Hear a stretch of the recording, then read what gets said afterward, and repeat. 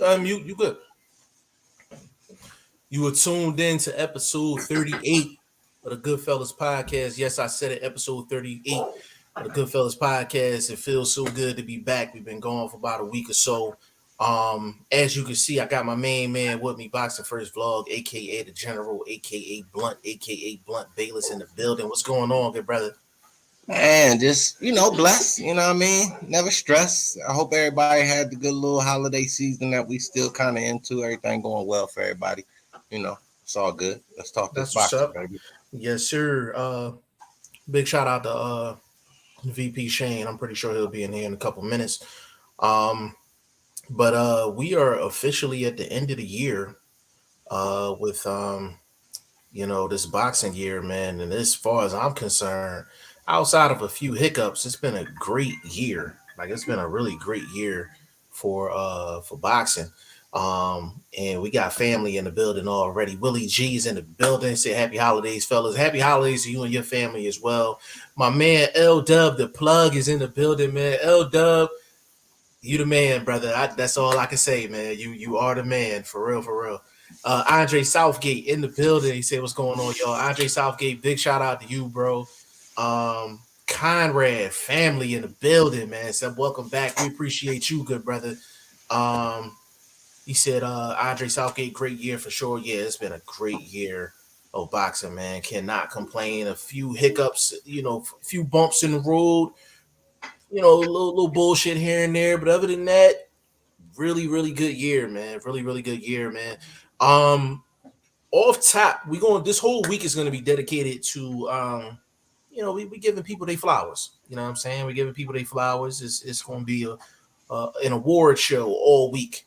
And every day we jump on live this week, we're going to discuss a particular category, particular topic. So we're going to start off today with what boxer had the performance of the year. And what we mean by that is who just showed out on a particular night against a particular opponent and just really just showed their ass. Like, really just put their A++ performance out there for the world to see. Now the poster that we put up is it was intended to invite people in the door because we purposely left a lot of things out. On the poster we have Josh Taylor versus Jose Ramirez, that performance. We also had Alexander Usyk. We had that performance, and then we had Shakur Stevenson versus Jamel Herring. We had that performance as well. Before we continue, we got my main man in the building, man. VP Shane is in the building, man. What's going on, good brother? What's good? Where we reach now? We just really just got started, bro. So we basically said the performance of the year. I said the poster was made the way it was made because we definitely left some folks out because it was only 3 people on the poster. So this is kind of like an open forum. That is basically who we feel is the top 3 based on performance. Well, and that's the thing. That's up for discussion, correct?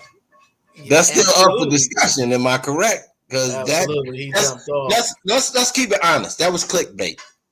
You know what I mean? We need you in here, but the panel hadn't gotten together officially to make that particular what you call that shit again, Jeff? When y'all put the motherfuckers up before the damn video, the nominees? Thumbnail, yeah. Now that particular thumbnail.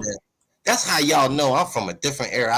I don't even know what this shit is half the time. But anyway, the thumbnail was almost clickbait to a certain extent, and that's not to disrespect all the performances that we did have this year. So let me say this. So can I just say this one? Can I just say this? Go ahead. No, I was gonna say basically it's for people to vote who they think is the best. It was a poll where I made the poster and I sent Blunt the same list I sent Jeff. Blunt didn't hit me back. I don't know if Black Man, was waiting for 2023 to let me no, know who he thought was the fighter of the year. I So I hey, done what I done, hey, and then hey, Jeff was supposed to make the poll. He didn't make the poll, but he's gonna make the poll. So that's how it's gonna go. all right. So nah. hey, See, Shane. let me explain why I ain't do all that fucking homework you had me trying to do. Like I'm about to get a goddamn grade for turning all this essay work in at the end of the boxing year.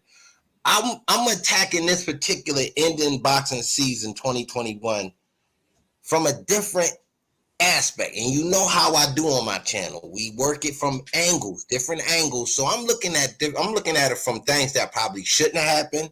Remember, I tapped into you with the article about my karma fight aspect, like just from a different perspective, not your general fighter of the year, prospect of the year. Like that's cool. We're gonna chop that up. We're gonna give out the flowers on these lives. But for a homework aspect for me to go in, I just decided to come at it from a different angle. I already wrote the article about a different category to vote on towards the end of the year because of the way boxing is. It's real life. You got emotions in it, which bring karma into the fight game. So I'm looking at my breakdown for the year from a different perspective. Not that that's not traditional and not right, but you know how we do over here, man. Boxing First Vlog, we're a little different, but we keep it where as though it's fan friendly. It's no disrespecting none of my analyzation. So that's what. But I get what you're saying, but I don't see how, because you brought up the point of the thumbnail and you say I don't.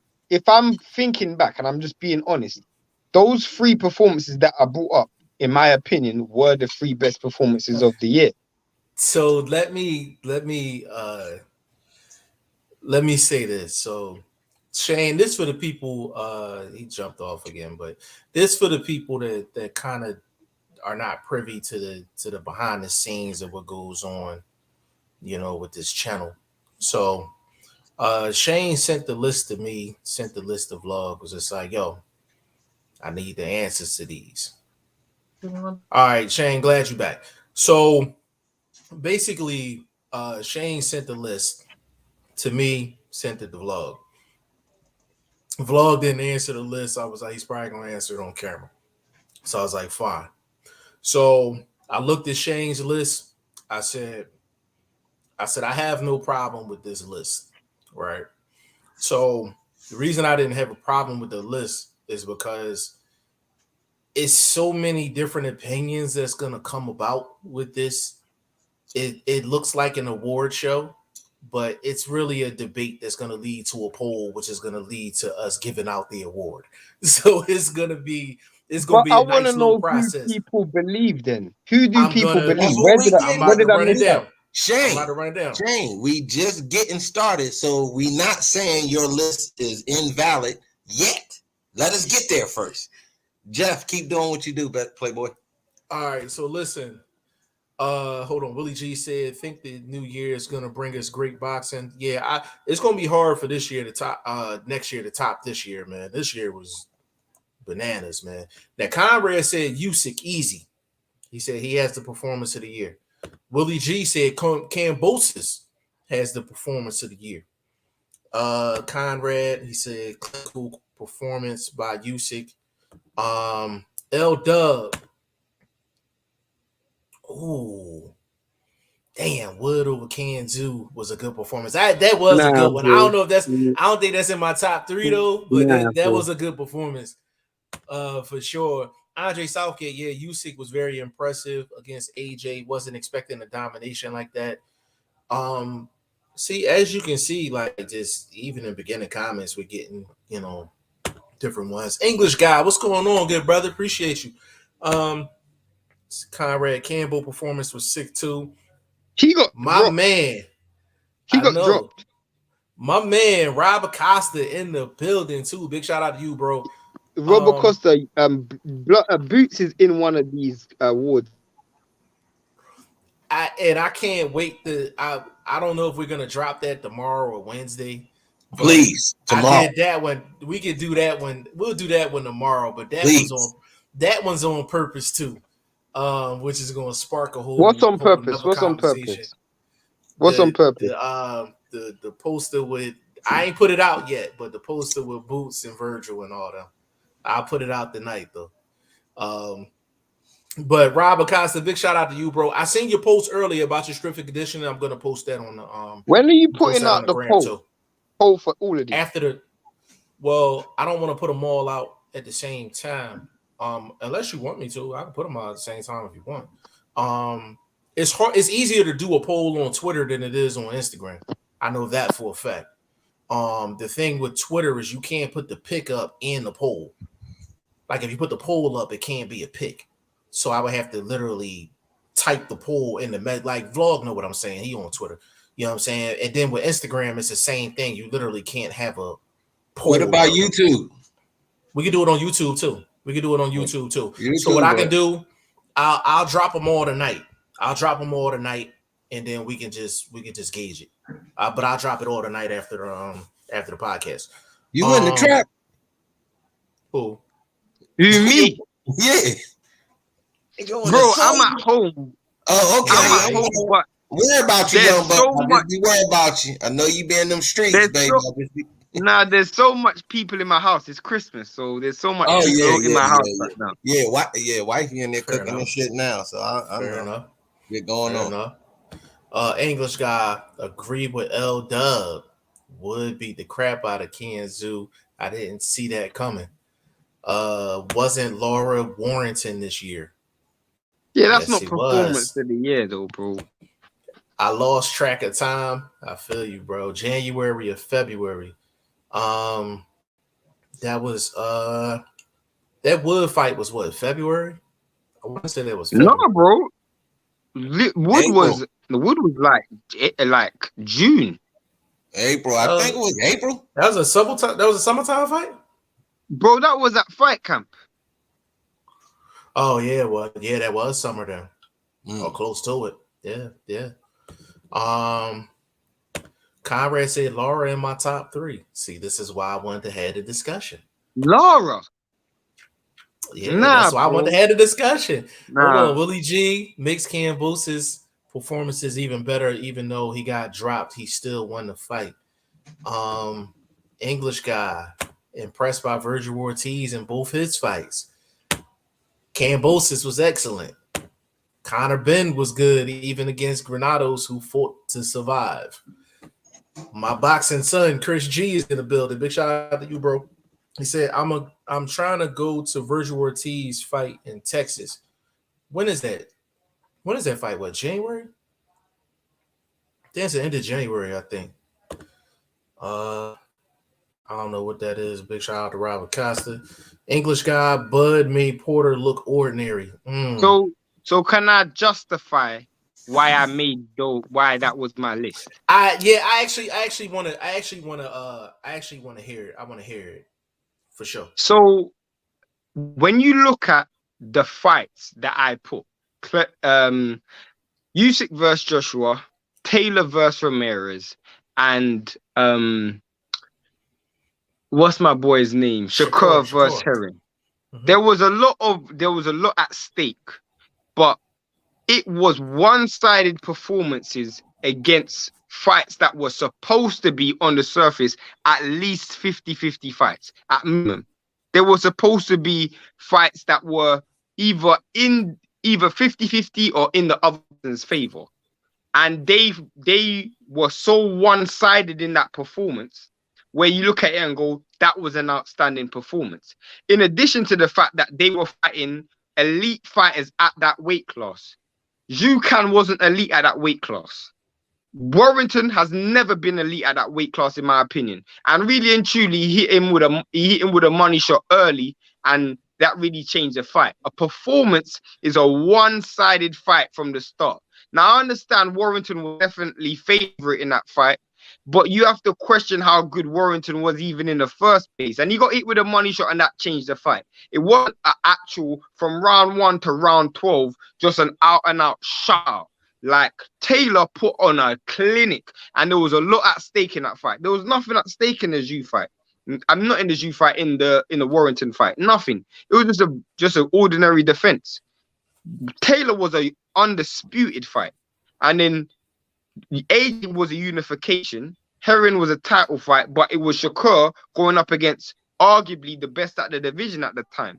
To me, those performances were just way better, and there was way more at stake, and they were against way better competition. So to me, that's why that fight was better. Okay. That's why those performances were better, and they were more one-sided as well.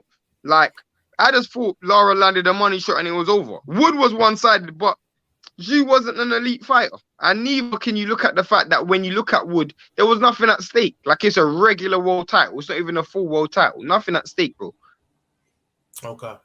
Let me get to the rest of these comments, and then I'm gonna let Vlog cook up. Rob Acosta, yeah, I'm clearing my schedule to work with all fighters at all calibers in 2022. Going crazy with it. So spread the word, and I'll travel if the money is right. Best strength and conditioning coach in the business, man. Rob Acosta, man, taking the show on the road. All y'all fighters will be watching G5 Jeff TV and BoxingFirst Vlog, man. If y'all need to get y'all strength and conditioning right, yeah, that's the man to go see. So we'll post that on social media and go from there. Chris G said January. I think it's the end of January, Chris. I think that fight go down. The Virgil Ortiz fight. Burt Wood said Fury Wilder 3. Lennar said drop the link. I got you. Chris G, hopefully Benavidez makes it to the list next year. He gonna have to fight somebody of relevance. So hopefully he'll get an opponent so we can put him on the list. Conrad Boxing Heron wasn't 50-50 in eyes. Now that is true. That's true, but we're talking about on the surface though. We're talking about on the surface. On the surface, Shakur shouldn't have won so one-sided. This is a dude that was coming off 2 knockout performances, and it was a step-up fight. There's no way you're telling me. There's no way. I refuse for anyone to tell me that Lara had a better performance than Shakur. I refuse to believe that. Okay. Conrad Herring was also not elite. That's true.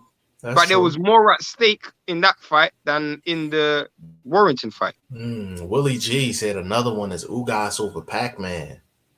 How we feel about that?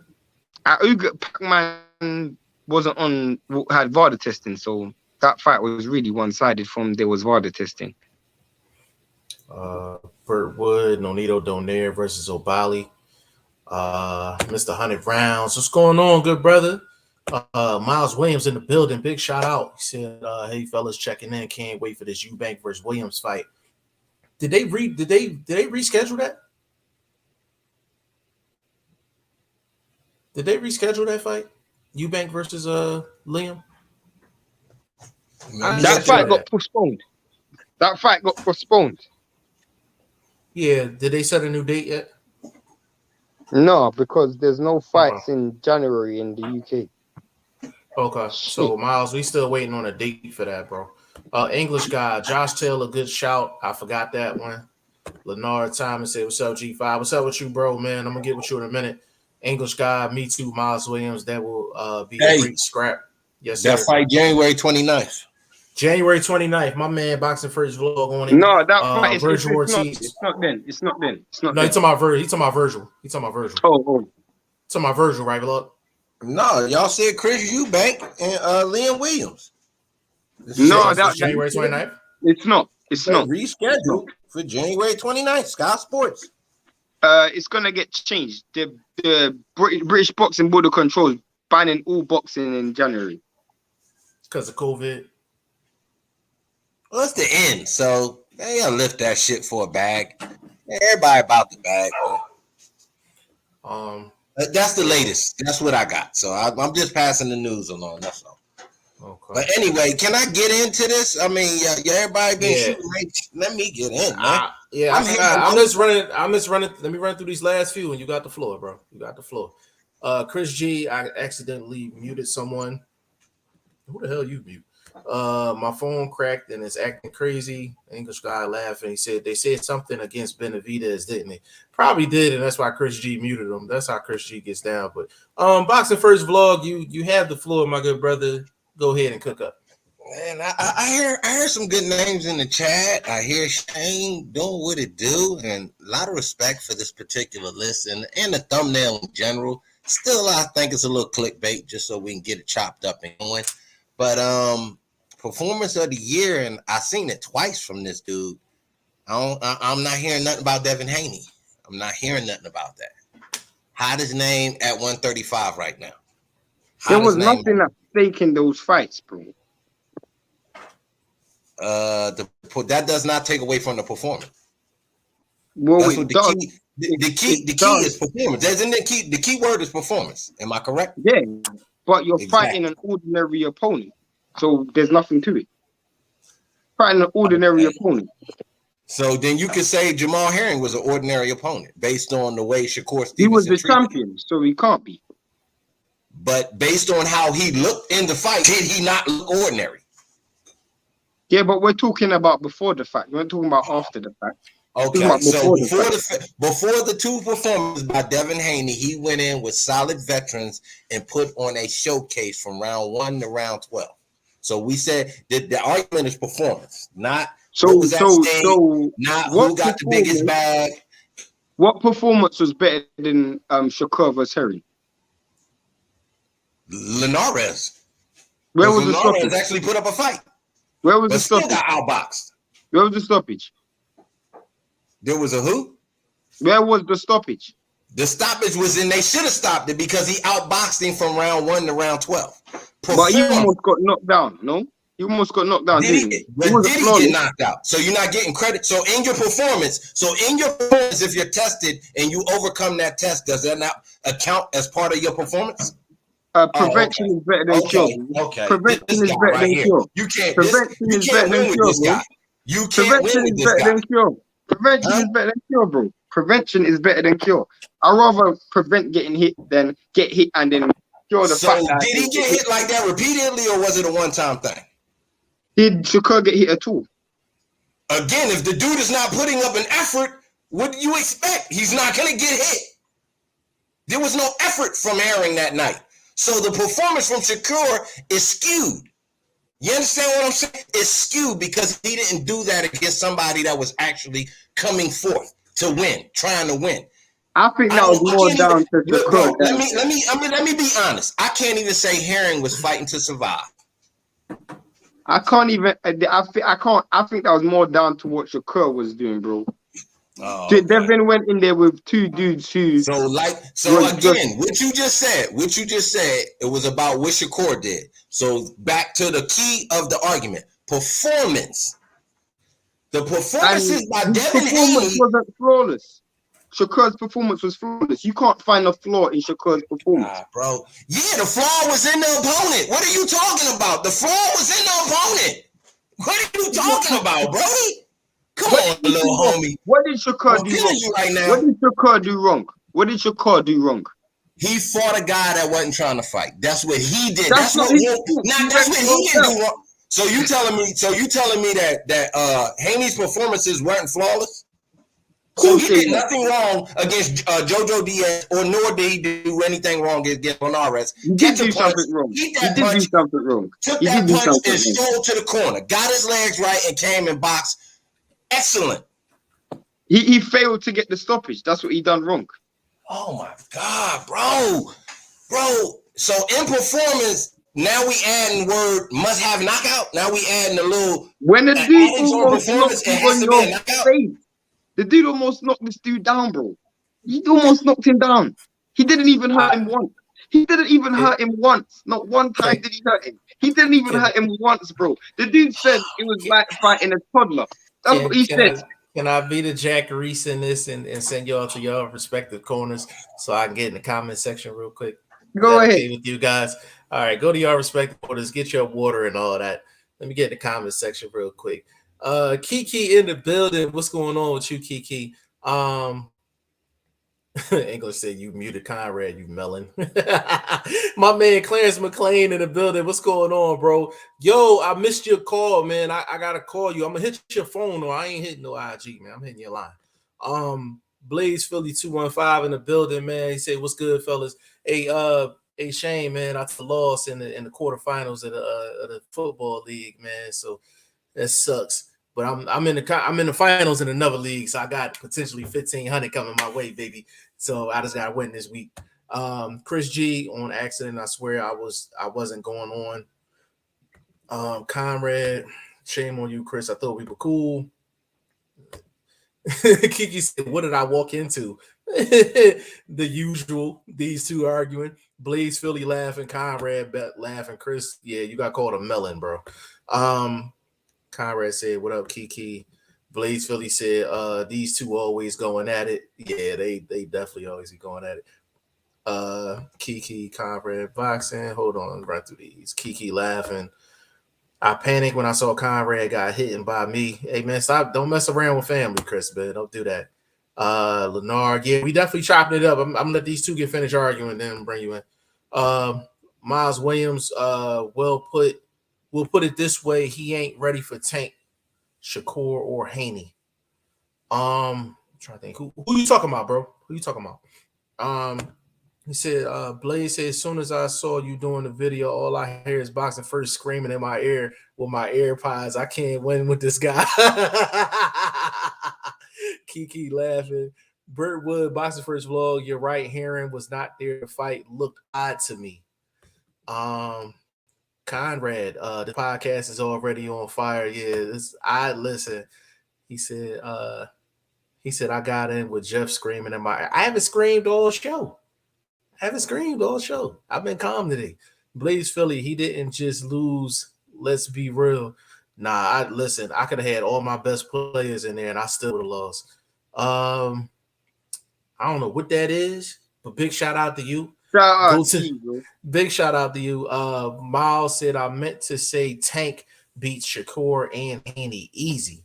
Gotcha. That is not the point right now. The point is performance of the year. That's the point. So I let these two vlog. First of all, you on mute. Secondly, I'm letting y'all two. I need them people to answer the question between me and him. So I'm gonna let. Hold on, listen. He said that's a bot that needs to be bot. Enough said. Kiki, you always looking out for me.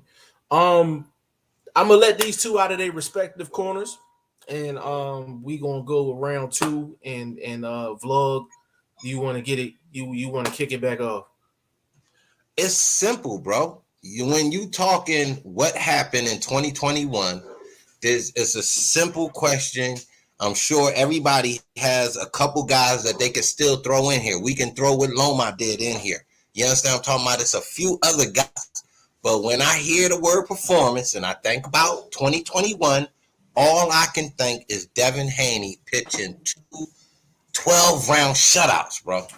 Even in the round he got cracked in, he didn't lose that goddamn round. So performance is an individual night, one night of boxing. So if you do it twice, hold on, young buck. If you do it twice, that don't matter through the year. That's the fighter of the year, bro. That's a different question. Well, give him 2 awards. We gonna give him 2 sets of flowers then. No, but bro, deal with the topic at hand. Performance of the year. Deal with the topic at hand. The criteria of performance is one individual night of boxing. Who put on the best individual night of boxing? That's the criteria. One individual night. The Linares fight. The best night of boxing I've seen from the dude almost got knocked down, bro. The dude almost got knocked down. So I can't give him that. So hold up, Brody. Is getting hit not a part of boxing? So not if you're good enough to miss. Not if you're good enough to make a big miss. Not if you're good enough to make a big miss, bro.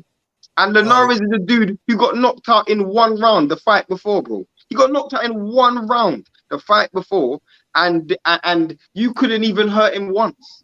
He got knocked out in one single round. One round. Bro, so my thing, all right, bro. So Helena's got beat in prior fights, so we're not giving him no credit for what he did to Babyface. So you're going back to what happened to Babyface no credit. I'm not giving Babyface no credit. I'm not giving. Listen, so while you laughing, I'm not giving Herring no credit. I'm laughing at that performance that Shakur did because you did it against a fucking dead man. You're saying this after the fact, bro. That's the difference. Hindsight. I can only go off of what I saw. I can only go off of what I saw. 2020 though, bro. Hindsight's always 2020 though. Because if that was the case, right, bro. So you're adding. So that's what I'm saying. You're putting a lot on the argument. You're adding knockout. Now you're adding what we thought about the contest before the contest. Okay, you're adding all of these elements to the word performance. You're not going off what you said. What happened? No, that night, what did you do? Can I ask you a question? Yes. Can I ask you a question? Yes. In my opinion, based on what I respect of Devin Haney did not overachieve in that Linares fight. Shakur overachieved. So how can you did not put on a stellar performance? You put on an ordinary performance. I expected you to do that because Linares can't box. Linares can't box, bro. He's never been able to box. He's never in his career ever been able to box. Never. Okay, never. my dude. Bro, again. The dude fought a 126 and got knocked out. The dude fought a 126 and got knocked out, and you couldn't hurt him once. You couldn't hurt him once. Not one single time in that fight did you hurt him. And he got knocked out by a 126. So, because he didn't knock him out means he didn't beat the brakes off of him? It means he didn't knock him out. He didn't dog walk that man in the streets. He did not overachieve. Boxing him, outboxing someone who can't box. Now, here we go. Let me stop you right there. First, we got knockout. Then we got prior prediction thoughts added to performance, and now we got overachieving added to performance. Okay, there's a lot of elements that you bring into the word performance. It's all part of the same thing, bro. It's all part of the same thing, bro. It's all part of the same thing. Again, so in those arguments that you've brought into it, we did not see Linares be a possible factor with somebody that can bang. Well, we know what to do that got his own power. Forget his chin. I didn't, because this is a dude who's been knocked out numerous times by dudes that are 126, and he's never been able to box. He's never been able to box. When has this guy ever boxed? So Devin Haney outboxing someone who can't box is ordinary. That's ordinary, bro. That is ordinary. Hey, bro. Okay. I do have one. I see that you have no respect for the young man, and that's cool. You know what I mean? I get it. For Linares. I have no respect for Linares, bro. I have no respect for Linares. In the same way you shitting on that performance, ordinary, bro. He was a borderline gatekeeper. Bro, I'm telling you honestly, bro. There was no worse performance from a champion than we had from Herring in probably 5 years in boxing. When we talking about this, your belt, bro. This is how you go in there and represent for your belt. You didn't go in there and get knocked out. You went in there just as if they paid you to take a dive. I'm just saying. So you rating that as a performance of the year, and the dude that he was fighting put up no effort, bro? Come on, stop it, pimp.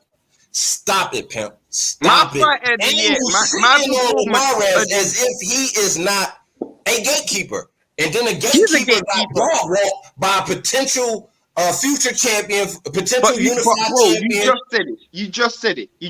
He's a gatekeeper and Herring was a world champion. That's the difference. He's a gatekeeper and Herring was a world champion. Gatekeeper. That's a matter of opinion, bro. All right, so that was round 2. I'm sending both of them back to their respective corners. That's not my fight. That's not my performance of the year, though, bro. So I'm just saying that's my not performance of the year. My performance of the year is Usyk or Taylor. I'm again. We talking about dude. We gonna let me get into this Usyk real quick, just real quick, Jeff. Before you do your thing, you talking about a dude that we know don't got no fucking dog. So when Usyk go out there and dog walk a dude that don't got no dog, is that really a high level performance? Just ask a question. Same way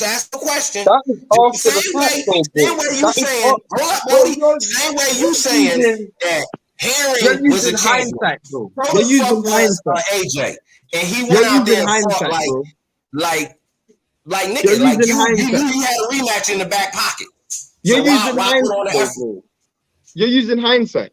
You're using hindsight, bro. That's what you're using. It's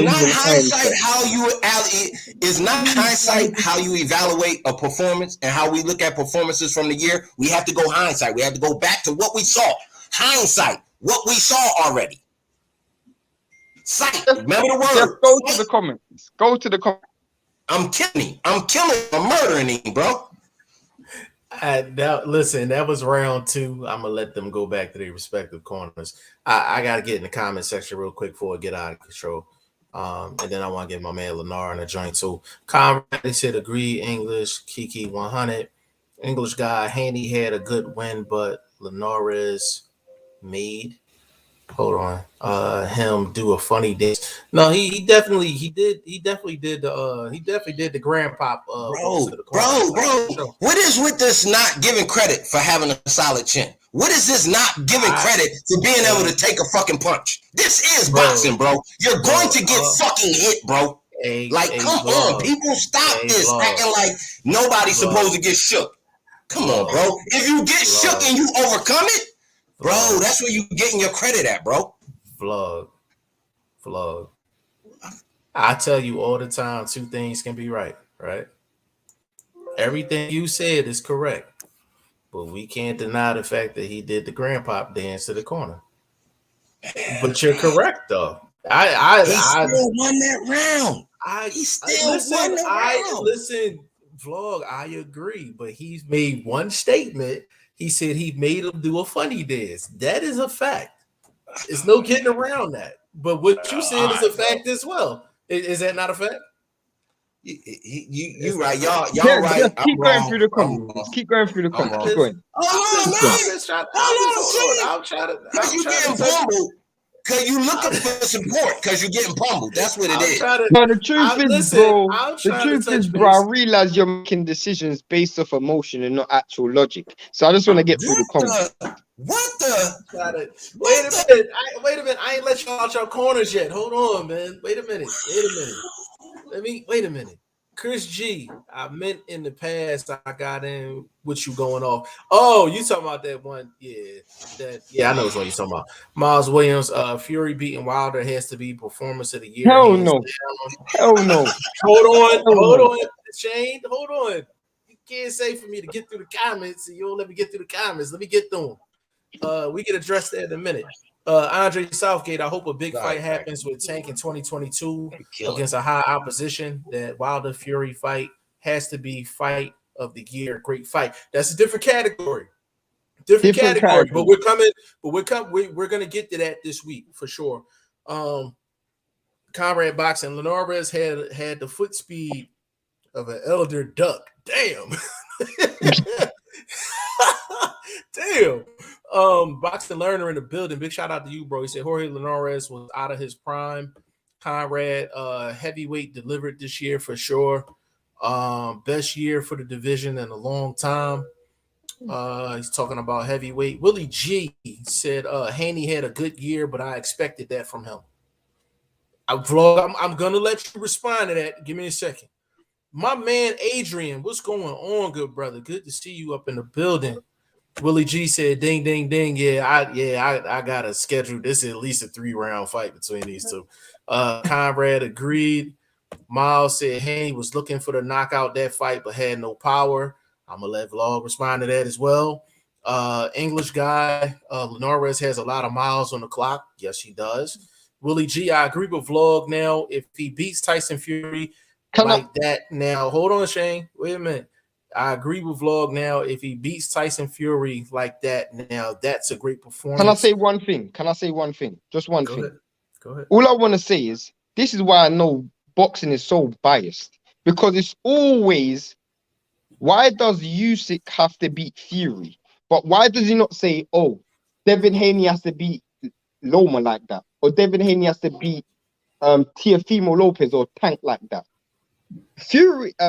Usyk has to beat Fury, but Devin Haney doesn't have to beat Kambosos, or he doesn't have to beat Teofimo Lopez. Shane, you see my point, though? You can't make one rule for one, not the other rule for other. You want one to fight, cool. Then the other one should fight the best. Hey, Shane, but I will play devil's advocate here. With if Willie G made that statement, I'm gonna let Willie G respond to that. I'm not gonna say that about Willie G because I don't know. He may feel that way about other people. So I'm not sure. So Willie G, you wanna? Yeah, but if it's he one made rule one for comment, one, but it's not another rule for another. But we don't know. But Usyk should fight Fury. But what about Devin Haney? But Shane, we don't know what his feelings are. He only put one comment out there, so that's why I'm asking. But he said he agrees with Blunt. Yeah, he was Blunt in terms of he said he mentioned Usyk, right? He said Usyk, right? he said it's not a great performance, but Blunt's point is about Devin Haney. So if Okay, what? Devin Haney hasn't fought the best and Usyk hasn't fought the best, why is there one standard for Okay, one and not the other all standard right. I for see where you're another? going.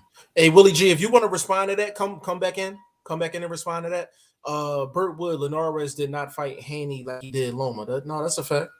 That's a fact. That was a different Linares too, though. Let's add that in, Burt Wood. That was a Linares that already had got knocked out in one round. Against You're who? forgetting that after the Lomachenko fight, he got knocked out in one round in like Yeah, but 1 minute that's why and I 20 said seconds. that's why I said that was a different Linares and the Loma Exactly. fight. That's why I ain't giving him no But credit. and you know what? Let me get to this last comment. Then Shane, I actually want to ask you a question. I'm almost sure I know the answer, but I'm gonna ask it before I let y'all two go back. Willie G, he has a great chin. He took his best punch in regards to Haney. Are you talking about? Oh, you talking about Haney? Okay. Yo, Shane, you made a comment. I just want to make sure you and I are on the same page. You said Linares can't box. Do you mean like right now, currently, or just like throughout his career? I mean, when you look at Linares right now and how he fights, he's a fighter that doesn't rely on boxing. He tries to land a good money shot and go home. That's been his So, style for the last four years or last four fights. Sorry, so you talking land about the okay? money So shot, we go talking home. about That's not boxing. okay? We talking about recent Linares. Okay, all right. I just wanted to make sure. It's But actually a but but couple. but What? I do feel like we're sleeping on Josh Taylor as well, because that he was in the post. And if we keep it real, he was someone who became undisputed this year, and he done it in good fashion. He knocked down Ramirez 3 times, and he won what 10 out of 12 rounds. Uh, yeah. I mean, I would say 10 out of 12. I would say 10 out of 12 for sure. I actually want to get I want to get vlogs performance of the year, and then I'm gonna get Lenore in here. There's somebody else asking for a link too. Uh Uncle Hit Phil. the Big shout out to subscribe Uncle button. Hit the Phil. subscribe button. Yeah, please subscribe to the channel. Subscribe to my man BoxingFirst Vlog as well, man. Vlog, can you tell us who your performance of the year is, since you said it's not Haney? I'm gonna be honest, bro. After I listened to all the Young Bucks elements added to the word performance outside of what happened in the ring, I would go with Josh Taylor because we, undisputed. That's the most ranked and most, prolific crown in boxing right now. So I'm gonna go with that. Performance did look good. I thought Ramirez looked ordinary. He didn't look like the gunner that he was on the way to that fight. He didn't look like the monster that he did defending his titles a couple times we've seen him in the past couple years. So I'm looking at the way Shane is breaking down what happened with Linares. I can do the same thing and do it worse for what Herring put out.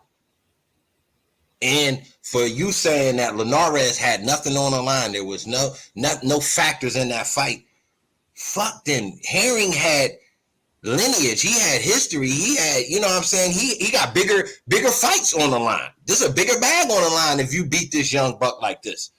Again, so when you had all of that wrapped up into what he actually showed us, motherfucker, what y'all pay him for? Or did y'all already pay him to go in there and look like a wounded duck? Come on, bro. It's like, don't break down Linares and say, well, he was only looking for one punch. Goddamn, at least he was looking for the fucking punch. Tell me what Herring was doing for them fucking 9 rounds or 7 rounds that fight went. Bro, come on, bro. Stop it, bro. Don't give me that as if his performance was even comparable to what what's the name did, to what Taylor did. Just saying, bro. I wouldn't agree with him being on that list just based on what the old man, the senior citizen, the city bus driver that he went in there and beat up that night. I can't respect that based on the obstacle that was in front of him. For me, I'm looking at Haney, and I put him in there. I didn't give it to him. I ain't gonna lie. Performance of the year, I gave it to Loma late because he beat the brakes off that Chinese dude, and I didn't expect that since the young boy one put expectations as part of performance. Just saying. So your performance of the year is Josh Taylor 1. Is Lomachenko over Nakatani? Yes. Bro. Is Josh Taylor 2? Josh Taylor's 1 because you undisputed. So Loma belt and you beat dude. Loma 2. Loma 2 because Loma came like the Young Buck said earlier. What did we expect going into the fight? I didn't expect him to beat the brakes off a dude like that. I expected him to box, get in, get out. Blunt. Did you not predict AJ to beat Usyk? Yeah, but again, because the way he lost the fight, bro, because when you look at the performance, we looking at AJ's performance. We seen no championship performance the same way we seen in the Herring fight. Did you see a championship performance from Comey? What you mean from Comey? When he fought Loma. I mean, I put Comey, Porter, those sort of dudes, they got their wear and tear on them, bro. So if they catch an L, you can't, you know what I'm saying? I got to look at Haney because he's still in that ripening format. So when you pitch your shutouts, that's like taking a that's like taking a young baseball pitcher and he go I mean, lights out a particular team that, you know, you supposed to shine on, but goddamn, you shining like that? You gotta be like, Loma. How is Loma's performance better than Usyk? I don't understand. You have to explain to me. Usyk didn't get the KO. Neither did Loma. Neither did Loma. Neither did Loma. Neither did Loma. Neither did Loma. Neither did Loma. He did against Uskin's the Chinese dude. He did. Beat the brakes off him. You just used the Comey as a reference. You used Comey as a reference. I never used Comey. I said the Nakatani fight. So the Nakatani fight is the fight you're saying was performance of the year for me. The dude. So let me ask you a question, bro. What did you predict in that fight? Did you not? And I got the receipts, bro. You predicted Loma to win by a stoppage. In the prediction league, you predicted Loma to win by a stoppage, and you predicted AJ to beat Usyk. But because Loma done exactly what you thought he would do, and Usyk done better than what you thought he would do. See, Young Buck, I'm about to get you again.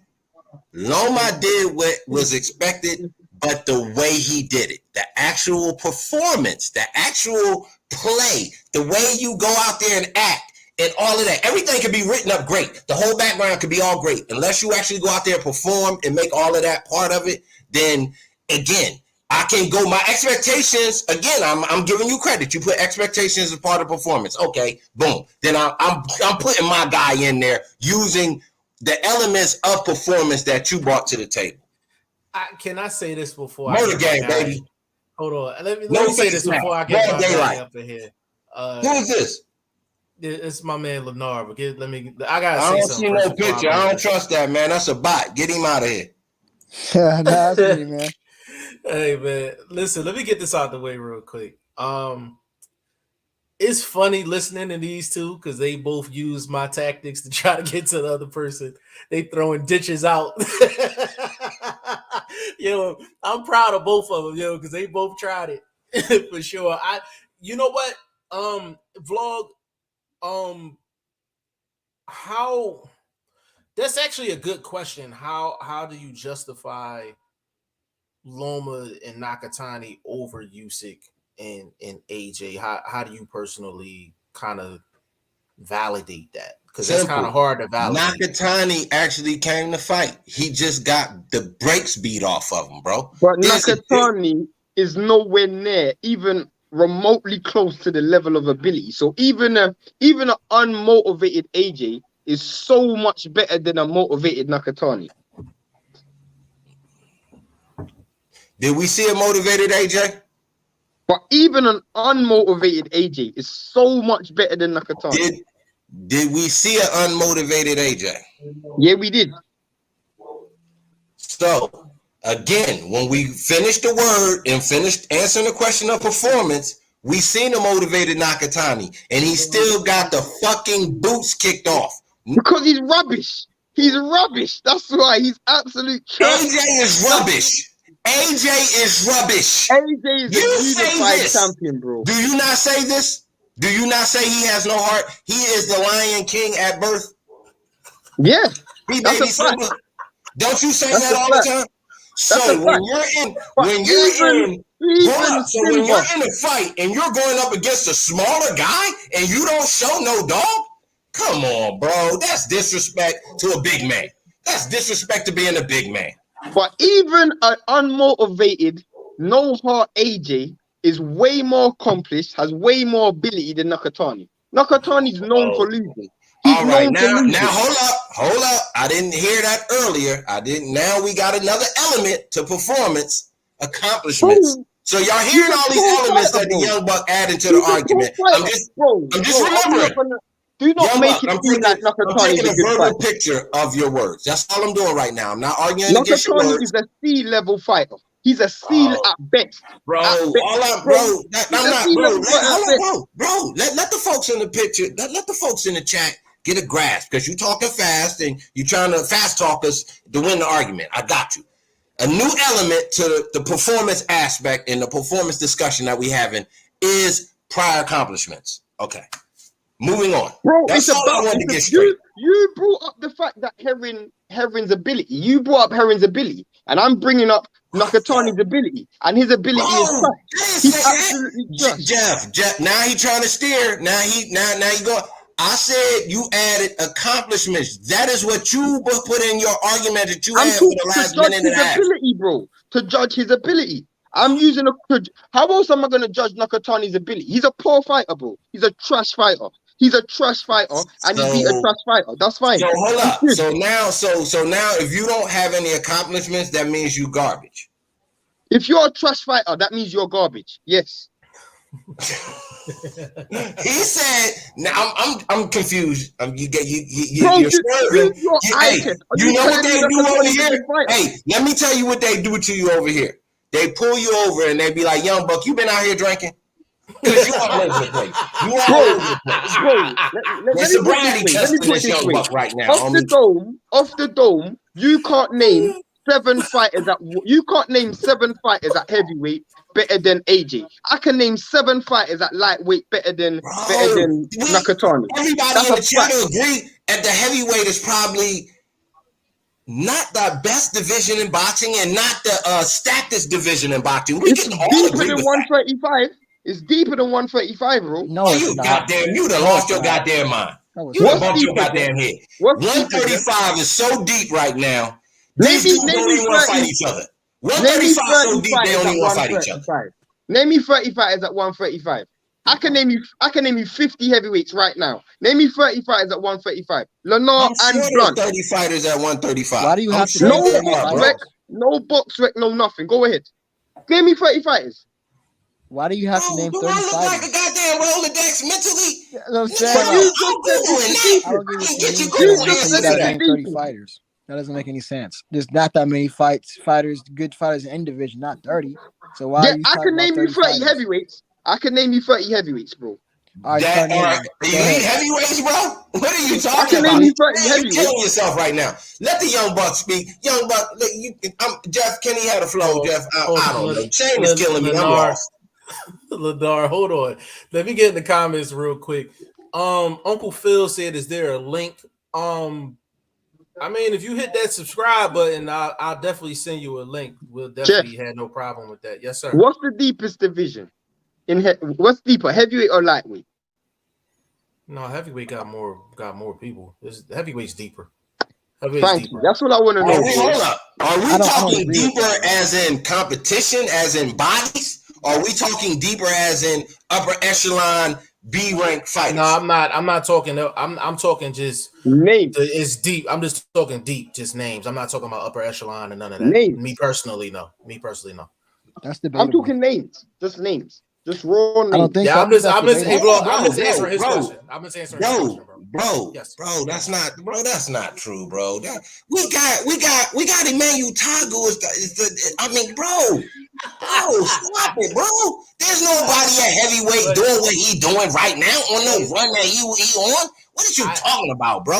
Don't talk to me about no heavyweights being hotter than 135. Come on, bro.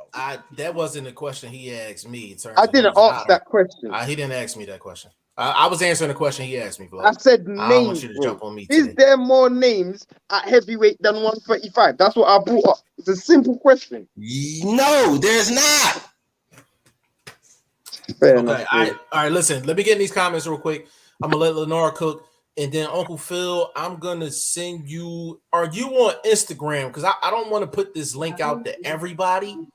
No, we Let me don't know do if that you over want. here, Uncle Phil, man. You ain't tapped in with us, baby, to just be jumping in alive like that. That's no disrespect.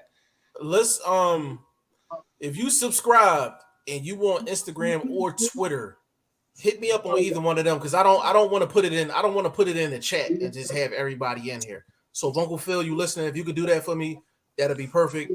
Lennar is a testament to that. I sent it to his DM. So English guy, even though I forgot it, I would have Josh Taylor number 1. I expected him to win, but not to dominate Ramirez the way he did. Hold on, Usyk second.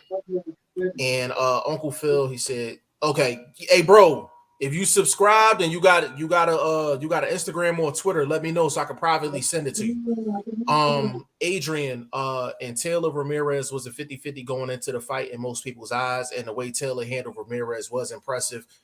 Yeah, it was definitely Conrad, Usyk, Taylor, Laura for me in that order. Got to agree with Vlog. Heron didn't give everything. Anything. I'm not sure who's 3 for me. Laura did well, but I've never been a Warrington fan. Let me run through these real quick, Lennar. I'm gonna get right with you, bro.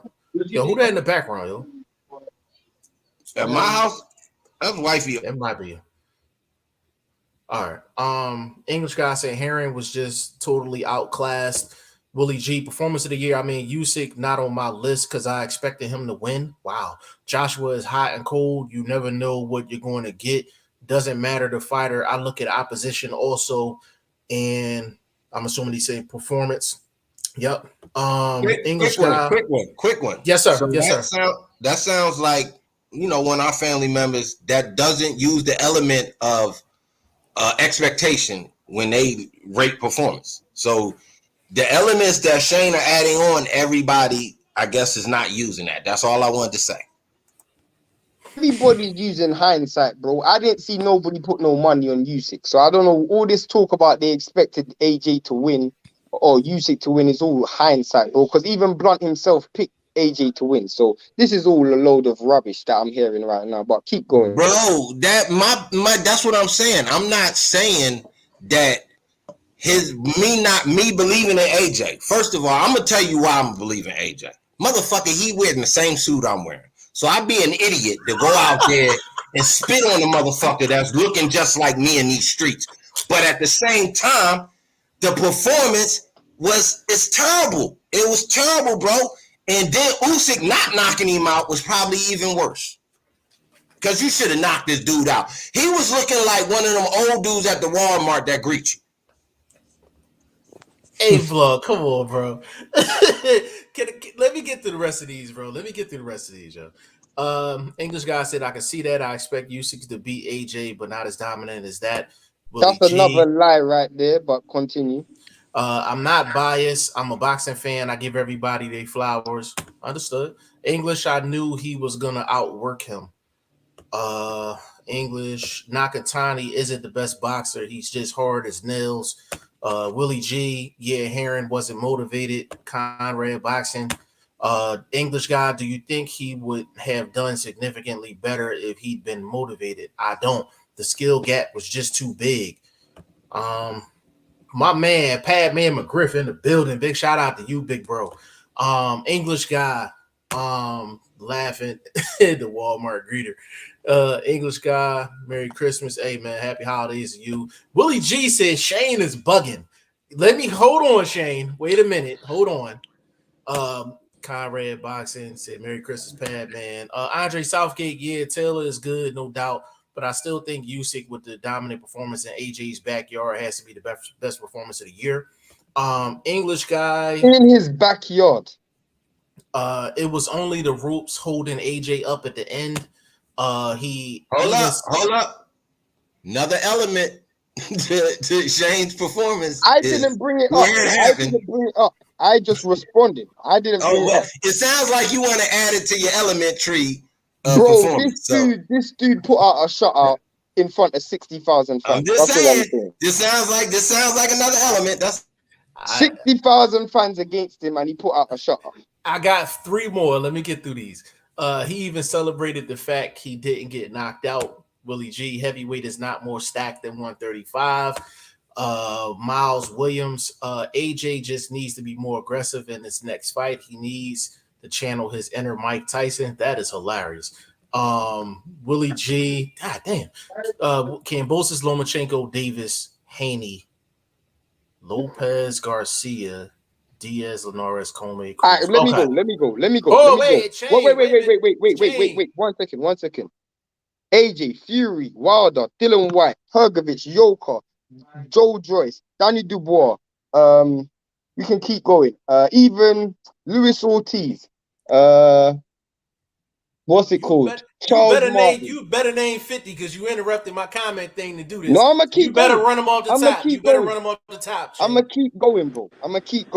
Alan Babbage, Michael Hunter, even Blunt's boy Michael Coffey and Jerry Forrest. We're gonna keep going. We can go Robert Hellenius, Gerald Miller. Bro, I can keep going. You're just naming you just named 10 dudes. I just named 18 dudes. Testing. Don't stop. Yeah, 18 dudes just like that off the dome, bro. So you're talking rubbish. That is 10 dudes. I 18. Hold on. Andre said Miles for sure. I think he will show up better this time. English guy said I had money on Usyk to knock AJ out. I respect that. Adrian, if I had $1 every time vlog brings up a Emmanuel Teagle name, I have at least $100. Bro, listen, Emmanuel, Adrian, I'm gonna tell you, I tried to get in on the sponsorship dollars between him and Emmanuel Teagle. He wouldn't let me in, man. So I don't know. Willie G said that's 10. LOL. Frank Sanchez, David Adelaide, Fabio Orderly. Bro, I can keep going. Carlos Tucker, Bacoli, Kuzman, Gasayev, Usyk. Bro, I can keep going, bro. I can keep going on this, man. Let me get Lennar up in here. First of all, Lennar, man, appreciate you jumping on. Good brothers, always good to have you on, man. But I want to actually give you the floor. Like, what's your performance of the year, and do you have a top 3, my good brother? Okay. So, in the way I evaluate performance, I have to also evaluate, the opposition fought and how you were coming into the fight as well. So if I'm considering everything, I will have Josh Taylor and Jose Ramirez. I thought that when you consider him beating Jose Ramirez, who was a unified champion, and knocking him down twice, and that fight wasn't even. I mean, it was I guess semi-competitive. It wasn't even like it was like truly competitive. Like you can have like Jose, like it wasn't competitive like Josh Taylor and Regis Prograis type of competitive. So I thought that considering all circumstances, I'll give it to Jose Ramirez and I'll give it to Josh Taylor. Do you have a number 2 and a number 3, bro? Number 2. If you need time to think about it, I'll probably give it to. I'll give it to. Oh shit! See, because I don't know if I want to give it to Usyk and Joshua, or if I want to give it to Nakatani and Lomachenko, because it's hard because Lomachenko put such a beat down on Nakatani and stopped him, but then at the same time, like I got to give Usyk credit for able to being the underdog and being able to beat AJ. So it's kind of hard for me to put like what I think. I think that I'll probably just give it to Nakatani and Lomachenko because the reason why is because he was Lomachenko coming back off of a loss and able to stop Nakatani, who was a champion. And even though people say Usyk beat AJ, he did, but that was a competitive fight. Nakatani was not a champion. People are too caught up in the fact that Usyk beat AJ, which he was supposed to do. Let's not forget about him coming off an injury too. Let's not forget about that. Coming off an injury and doing that work like that. Nakatani was not a champion, by the way, but continue. if you told me, if you put this in a different category and said upset of the year, then I could probably put Usyk too. But if you're talking about performance of the year, then I would have to put Usyk number 3 just because it was still a high competitive fight, and people act like it wasn't competitive, but it was. Can I ask you a question, Lennon? Yeah. Did you not say your criteria was opponents? It was opponents. It was also how you came in with the fight. Like how was your health? No, I respect that. Nakatani is a C-level opponent at best. Okay. So how is beating a C-level better than beating a unified champion? Okay, let me ask you. Let me tell you just because you got straps don't mean you that good.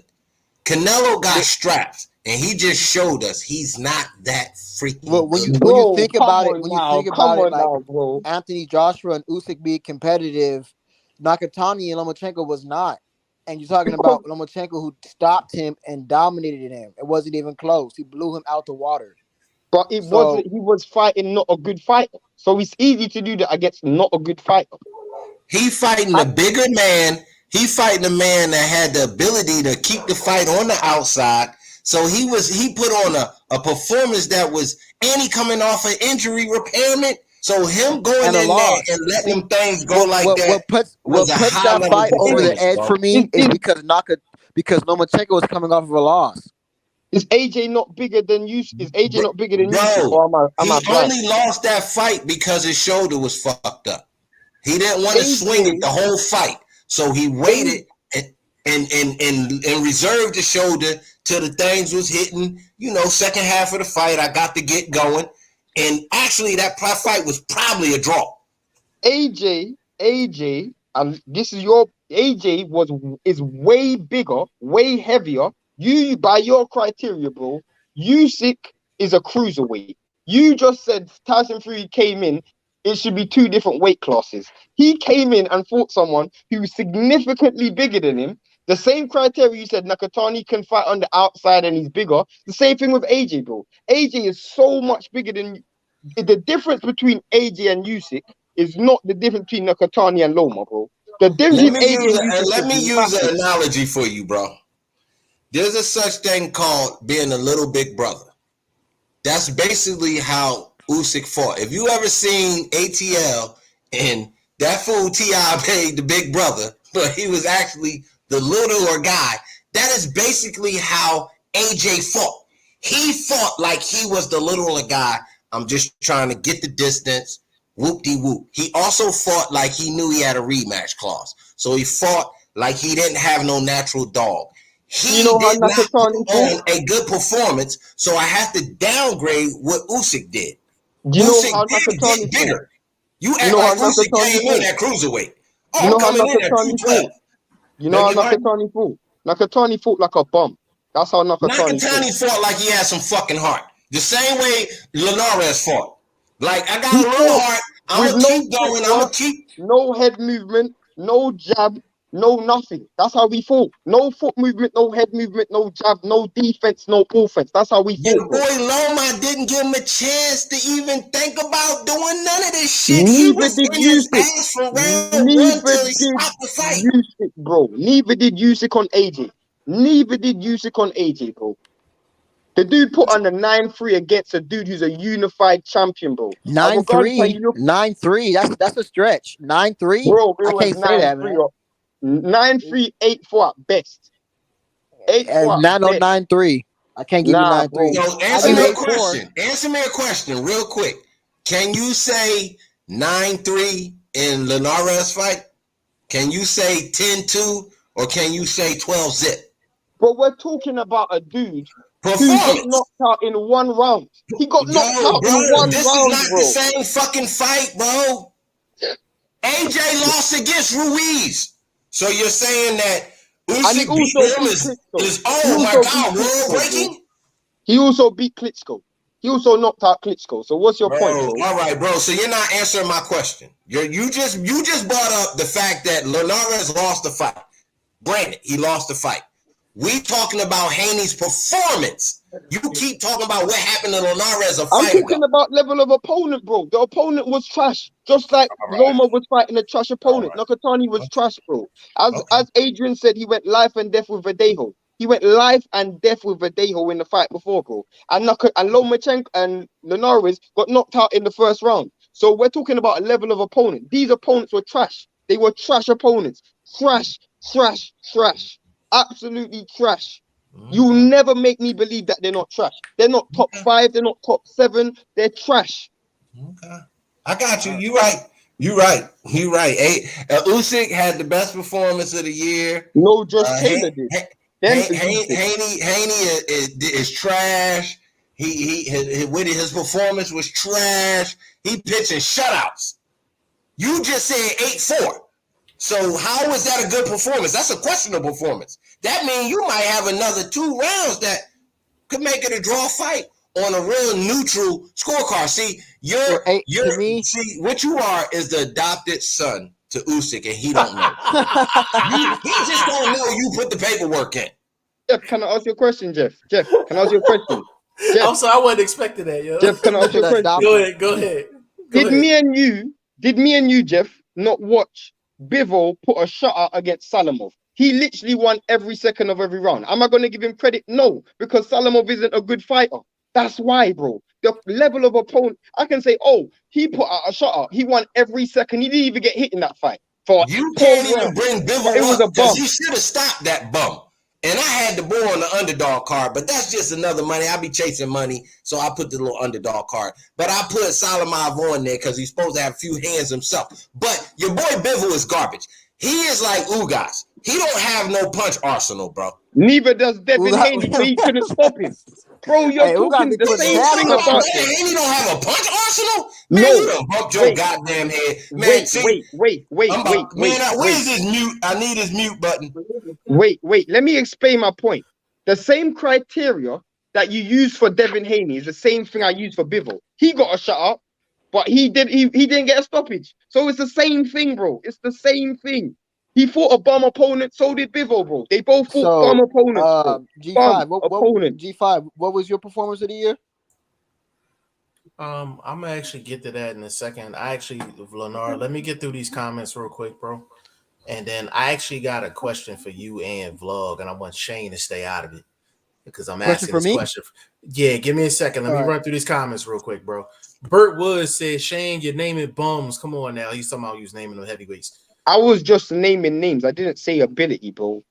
Jerry Forrest is not a bum. Y'all stop disrespecting that boy. Top 10. Willie G, just messing with you, Shane. All good. I had you guys are tripping with your Loma. Hold on. Miles said, I actually thought Prograis beat Taylor in that trophy fight. I had Prograis by a point. I had him by a point, but it was me as well. Yeah. Conrad said, and I love Loma. Andre said, not only did Usyk just beat AJ, but he beat him convincingly. Surely he gets it over Loma. English guy Taylor versus Prograis was real close. Yeah, that was a great fight. Conrad, Usyk showed things we haven't seen in heavyweight in decades, at least. Adrian said Nakatani went life and death with Verdejo before the Loma fight. That's a fact. Andre Southgate, for sure. Conrad, Adrian, the caliber of opponent should matter in performance of the year. English guy said I'll put Kiko Martinez at number 3 for knocking out Kid Galahad. Nobody saw that coming. Impossible knockout of the year. That's another topic this year. That's another topic for this. That's another one for this week. English guy for sure. He said mostly because I can't stand Galahad. That's funny. Second Ezra, big shout out to you, bro. What's going on? Adrian said 8-4 against a unified champion is better than 12-0 against a watch fighter. Conrad boxing 100%. Adrian. I like that comment actually. Bert Wood, Shane, this is AJ. Stop lying about me. Jamie Leroy, blessings, brothers. Hope y'all had a good Christmas. Jamie Leroy, big shout out to you, bro. Now I actually want to get to this question. And I actually I'm gonna start with you, Lenar. AJ, where do you rank AJ at heavyweight?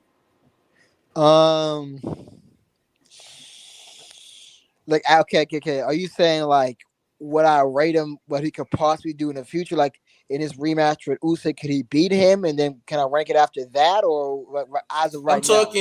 I'm talking right now. Other heavyweights, is he top 10, top 5, top 15, top 20? Where you got him?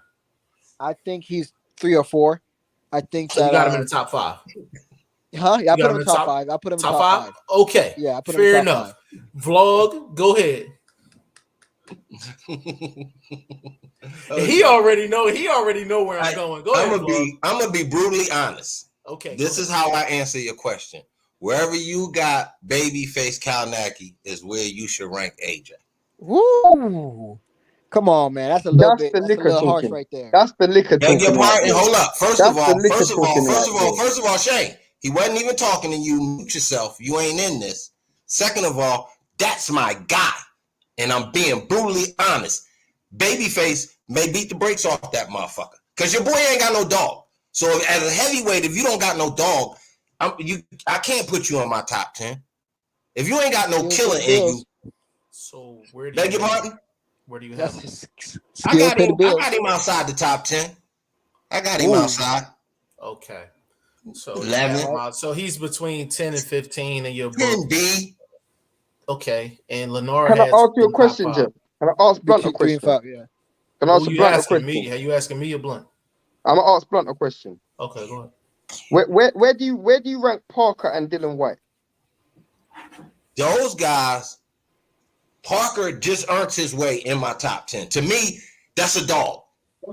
That's a dude that knows. Where's Dylan White? Where's Dylan White? Dylan White inside top 10, 8, 7, probably 5. If you want to really get into it, because I got to bring Wilder down. He outside the top 5.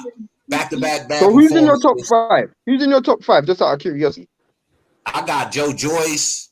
I got I still got Fury in there. I mean, just this motherfucker just too big right now, bro. He's just too big. He's just too Fury in the top 5. Okay. Yeah, not because of his skill set, but I think because of how big Fury is, he might just be one of these guys who go undefeated just because he's skillful and big. That's all it is. Do you know? Big.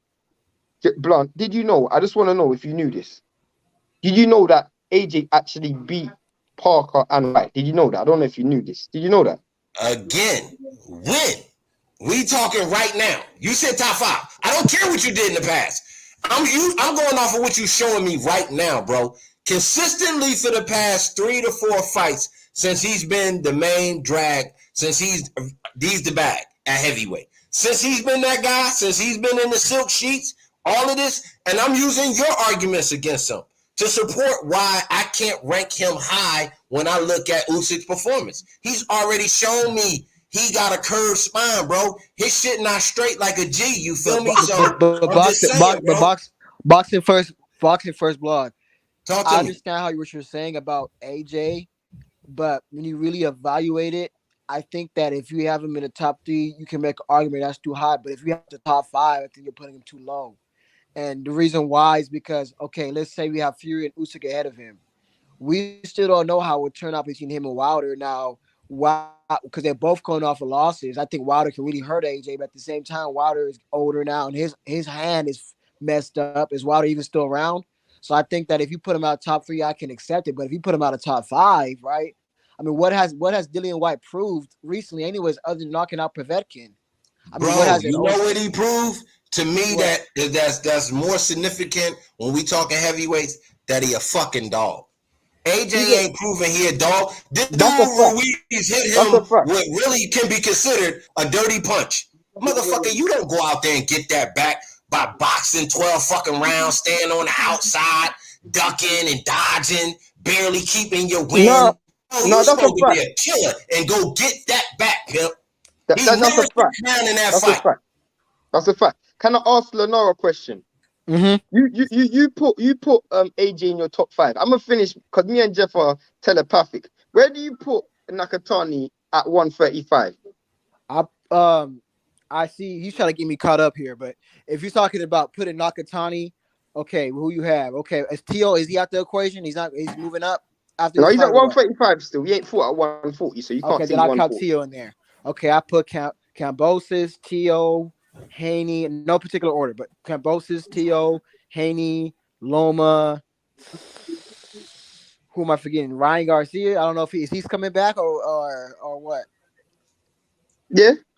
Okay, right. Okay, Comey. I can. I'll say Ryan Garcia. Okay, so no, I would not put him in my top 5. Comey. I think Nakatani versus Comey is a good one. I think that's Jojo Diaz. Huh? Jojo Diaz. Jojo Diaz.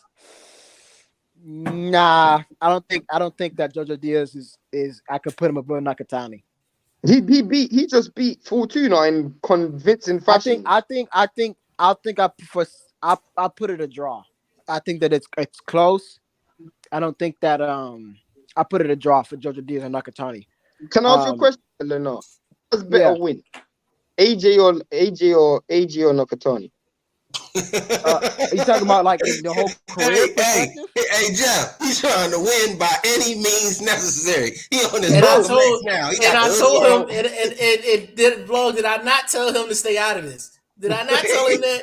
And he anyway. You ain't even asking Finish up, Shay. That's because you started asking questions. Go ahead, Shay. Go ahead, Lenore. Answer that. What's the question? I asked who has better wins. Oh, overall the career, AJ. But I mean, as they say in court, I rest my case. So, all right. So, again, getting back to all these elements added, prior accomplishments factor on what happened on that particular night. So, because you won a bunch of backyard fights when you were 6 and 7, that matter what happened in 2021. I don't think that does. That element should not be a factor in performance. Prior accomplishments should not be a factor, bro. That doesn't make any sense. That doesn't. No, it doesn't. What factors in the fight is how you're coming into the fight and how the opponent, what they're ranked at. Those are factors that could be considered. Have you been off for a year? Have you any injuries? That should be considered. Wait. I'm glad you said that. Where you were coming to a fight. Where was Nakatani ranked before that fight? Was he? He was a champion, but top 10. I don't exactly know where. Where was AJ ranked before that fight? I'm pretty sure it's going to be top 2 at least. Top 2, at least top 2, top 3. Yeah, top 2. So he beat a top 3 fighter, and you beat a top 10 fighter. But you've done more. Hold on, but was Usyk? We act like he just. It'd be different if he just came up from cruiserweight and fought AJ. He had a couple fights in between. So did Lomachenko, bro. And beat the guys, dominated one of them and beat the other guy convincingly. Now, again, supporting the young buck on this, he put on about 15 to 18 pounds for that. So he came in at solid heavyweight weight. Well, what was he like? AJ was 245, bro. He's still giving up 20 pounds. 15, I think it was. 15-ish, 17-ish, somewhere. Not too bad, though, bro. Not too bad, bro. So, and then he still beat the brakes off of him, bro. So who was the dog? The little man? That's saying AJ. But the only thing BoxingFirst Vlog, I gotta disagree with you. I don't think he beat the brakes. To me, beat the brakes is it wasn't even competitive. Like at least AJ made a fight. It wasn't like you was not competitive. At least AJ. What I can say, Linares, what I can say to you to add to where I'm coming from is AJ fought like he knew he had a rematch. So when you look and analyze the fight, was he really going to win? No, okay. If you say it like that, then that's different. Yeah, that's what I'm saying. So where's your effort? I can't hype what dude did when I can go back and say same thing for Herring. Where's your effort, bro? To be like, oh well, Shakur overcome a mountaintop. What I can say for Haney is the performance. What you did in that fight, bro, was fucking spectacular. I don't give a fuck about who Linares is what happened to his cousin the week before. None of that shit mattered to me. What mattered to me is what you did on that night. Jeff, And what's then your the top back three? door. So then the back door. So I got a question for y'all. 'Cause I always try to bring interesting topics. What is your favorite division and why? 122. What division? 122. 122. You like to see those little chicken motherfuckers throwing 1,000 punches in the round, and you, Bro, I give you one answer, bro. 122. I give you one answer. Hell They fight no. each other. They fight each other. They fight each other. That's why they fight each other. Bro, I can name you. I can read Raisa Lean, Stephen Fulton, Brandon Figueroa, Louis Neri, Ahmed Aliyev. Bro, they fight each other. 120. They fight. I'm talking about for entertainment. When it comes to having a high level fight, that's a different question. You grew up on what would That's be your a top? different Not question. about they fight That's everybody. a different question, though. That's a different question. What's your favorite though? division, Jeff? What's your favorite division? Are we talking for just my own personal? Yes. My top ones is 122 heavyweight, and I would say those are my top two. All other divisions, I think I pretty much got a problem with them not fighting each other at the top. But those are the two divisions.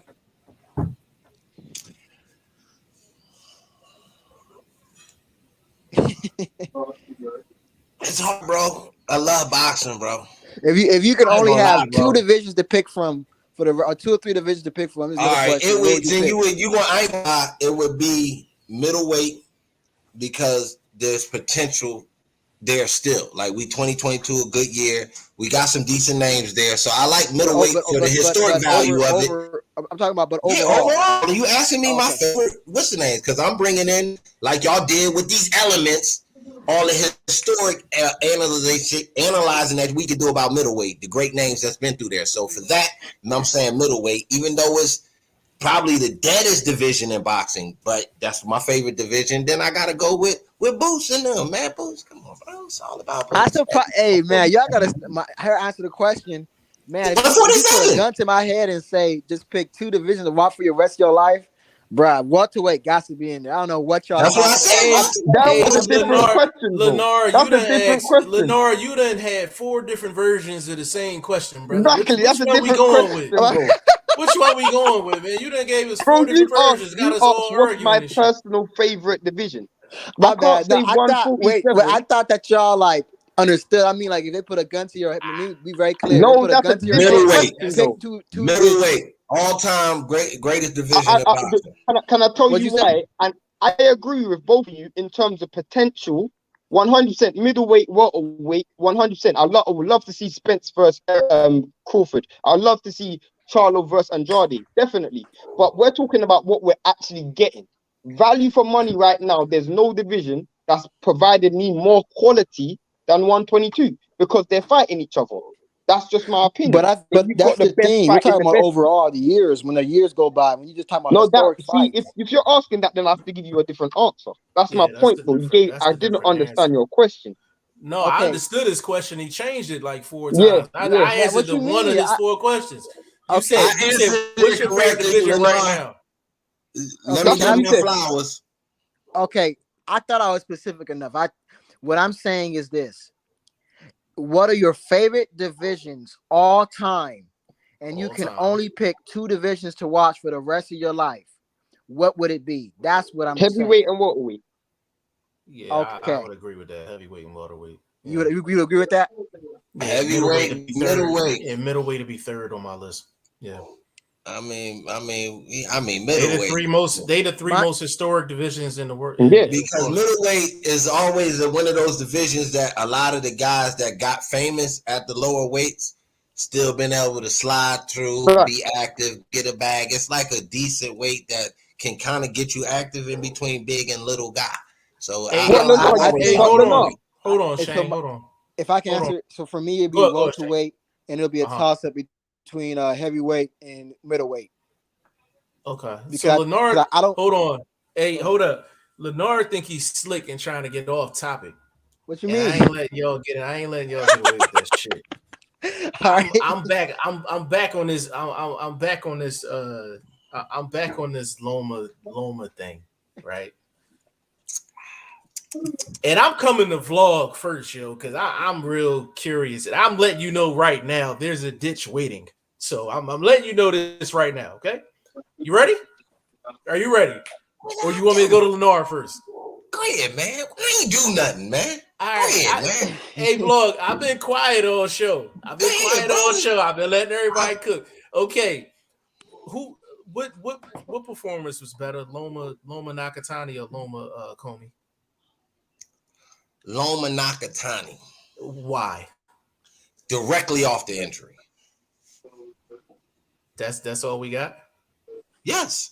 When you're coming off an injury like that, the same way your boy can negate Haney. Ain't no power, he ain't knock nobody out. I ain't talking about Shane right now. I ain't talking about Shane right now. This is me and you. I ain't talking about Shane right now. I'm supporting my own argument. Okay. So coming off that injury, which is a little different than Haney's injury, talking to a dude that knows some shoulder thing, that he still kept that power and he threw it to make sure everything was right and it worked in his favor. Performance level, gunned the man down like he caught him in the crib late night. I'm telling you, bro, it was a beautiful thing, man. I'm just saying. Who's a better fighter, Comey or Nakatani?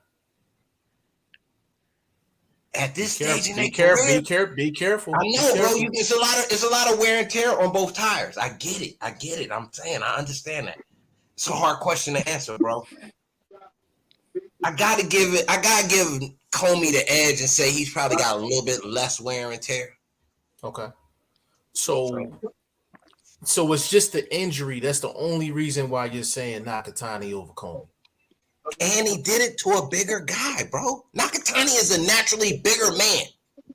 You got beat up by a smaller dude coming off a shoulder repairment. And an older dude.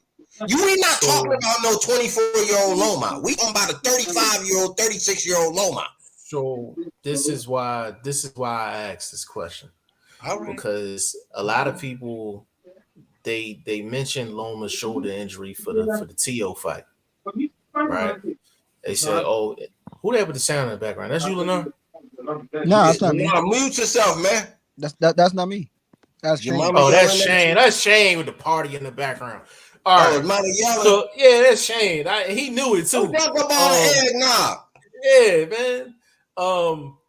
So here's my thing with these are the players for Fortnite. Oh, understood. Okay, all right, enough said. All right, understood. So here's my thing, yo. With the injury, right? How long did he have between the TO fight and the Nakatani fight? How long are we talking? About a year? Less?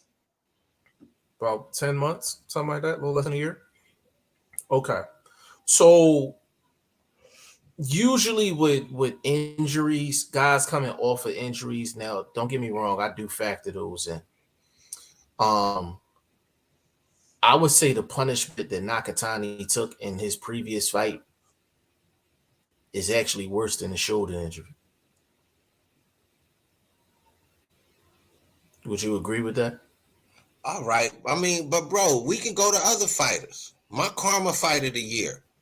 Was your boy not in there in a war with the boy Baranchik? So what he came out and did to me wasn't per se like surprising.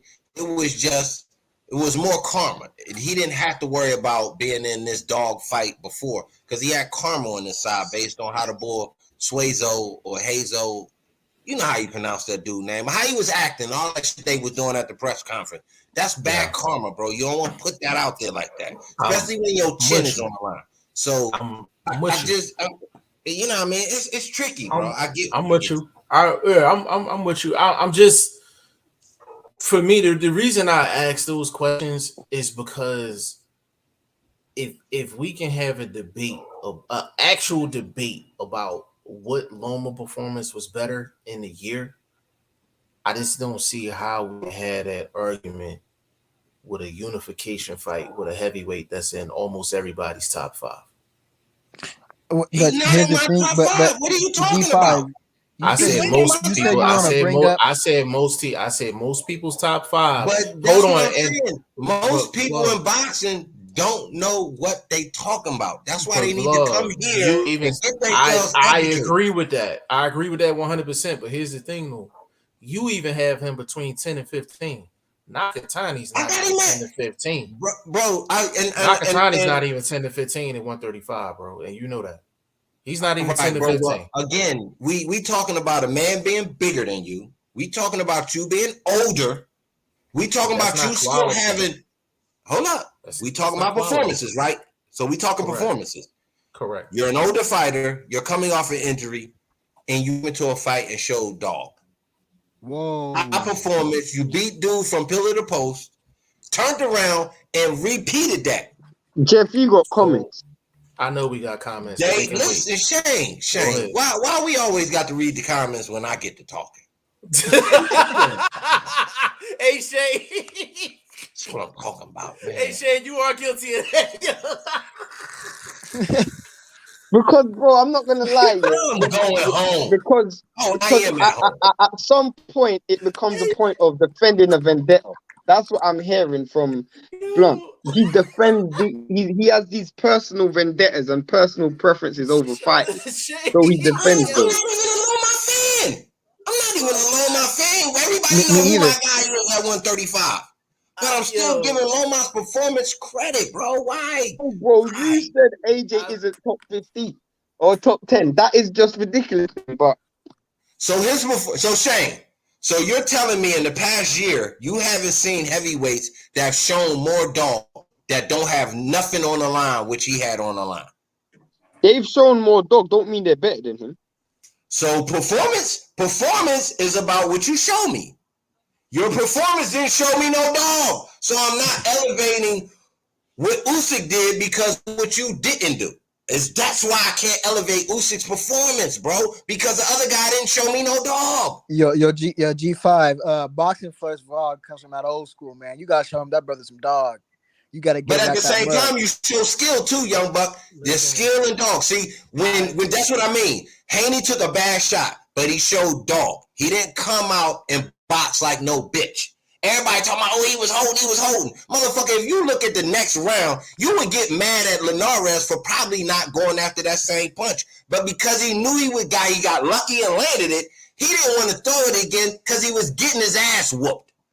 Just saying, bro. Performance. Just read the comments, man. I'm going. Me personally, just to answer Lenara's question from earlier, because I never answered it. I do think Josh Taylor had the best performance of the year. Couple of reasons: quality of opponent. Number two, the significance of the fight. And number three, what were the odds going into the fight? That was if not a 50-50, very close to a 50-50. So I factored all of those in. And I think I had Taylor, I think I had it 9-3, if I'm not mistaken. I think I had it 9-3, but not at any point in that fight that I feel like Jose Ramirez was really closing the gap at any point. Exactly. Go ahead, Leonard. Go ahead. Yeah, to me, at 9-3, that's not really competitive. You're in the fight, but it's not competitive to me. I think 8-4 is competitive, but I think 9-3 is not competitive. You just in the fight surviving. But what's your top three, Jeff? Mine, Josh Taylor. Hold on. Let me chin check the young buck real quick. When you get to talking about how competitive the fight is, that means you're not looking at a particular performance. You're looking at the bout in itself. When we talk about performance, it can literally be one-sided. Devin Haney, Loma, it can literally be one-sided. So we're looking at the performance of a particular fighter. You can't be like, oh, well, he didn't do this on the other side. Then, okay, then that's taken away from what the guy did on the other side. This is what I'm saying. And then y'all bring in that. So, okay, I got to shut. The dude that showed me no heart and one of the biggest dudes, the flyest dudes on the planet, all the bitches love him, whoop-de-whoop. But you might be able to take his bitch at the club because you could chin check him and walk out with his girl. I'm just saying he the heavyweight champion in the world. No dog. I'm just saying, bro. This, man, y'all losing against me today, man. That's all I'm telling you, bro. Jeff, what's your top three? Mine, Josh Taylor 1. I gotta go Usyk 2. I gotta go Usyk 2. I don't know what my third is based off of all of y'all talking. I don't know what my third is. But the reason why I have Usyk 2 is he did something that really goes against the grain. And I'm saying this for vlog because he's a historian. He's been around boxing for a long time. There's some things that gets done that's very rare in the sport of boxing. And let's just be honest, Usyk had 2 trash fights going into the AJ fight. Like, let's keep it a bean. And is that facts, Flo? That's facts. What do you mean trash fights? It's just fights to get acclimated to the weight class. Jeff, you on the right track. And speaking historically, your boy Holyfield came in the heavyweight division and had some trash fights. Just saying. So you're on the right path. Continue, good sir. You are the guru. Okay, appreciate that, brother. So his first fight was a trash fight. Okay, I'm not gonna be disrespectful towards Derek Chisora. Chisora is a quality opponent. So I'll say 1 trash fight and 1 quality opponent going into the AJ fight.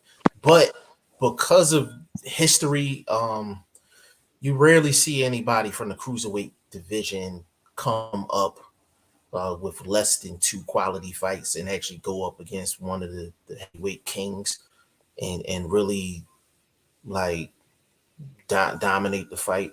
Like, and that's what. Yeah, that was an 8-4, 9-3 fight, Lenar. That was an 8-4. It was 8-4. It was 8-4, but not 9-3. That's cool. 8-4 is fine. We'll go with 8-4. 8-4 is Hold fine. Up. Hold up. Go ahead. Did you use the word king? So okay. I said so. All right, hold on. I just wanted to paint a picture real quick. Mm-hmm. If the dude that said that y'all say is running everything is 99 years old, is he really a fucking king? I don't even. This is how AJ is presenting himself as a boxing package. So when I say kings, I'm saying top 4 in the division, kings. At the time he was top 2, bro. At the time he was top 2. You can't give me 4 guys at that time that was better than AJ at that time. You can't give me. You can't give me 2 guys at the division that was better than him. I'm giving. He can't give me 4. You can't give me 4.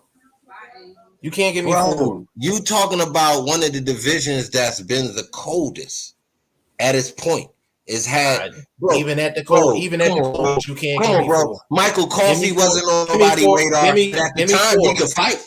Vlog, give me 4. Give me 4. That's all I ask. Give me 4. Give me 4 names hotter than AJ before the Usyk fight. There were no names active. So how are you arguing with me about if I got him in the top 4 and you're telling me the division? What I'm trying to tell you is my argument is you have him in the top 4 of a division that was ice cold. That was easy. That wasn't the question, bro. That wasn't the question. It's not a question. 4. I'm just commenting on how you're narrating the division. I want to answer. Do you got 4 guys that was better than AJ at the time? Nah, because there wasn't nobody fighting in front of our eyes to be able to get the eye test to be able to say blah blah blah. Okay, so he was top 4, correct? All right, he was top 4, cold division or not. He was top 4, right? Top 4. He got 3 of the 4 belts, correct?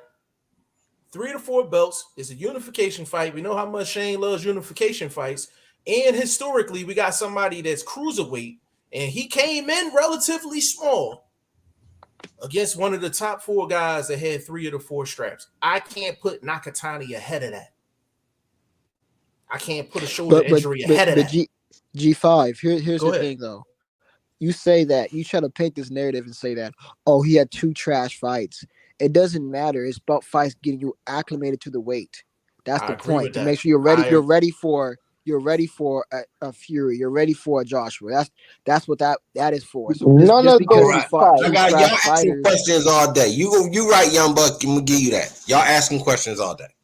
Now we talking about performances, and y'all, I'm hearing Shane add these elements, and the opponent being who had a better performance, Herring or AJ? AJ, because he won more rounds. Vlog, he didn't win. Herring didn't win a round. Hold up. So I get you. I heard that. Go ahead. Was his performance effort? Was he trying to win? Was him who was trying to win? AJ fought the wrong fight, and Herring didn't try at all.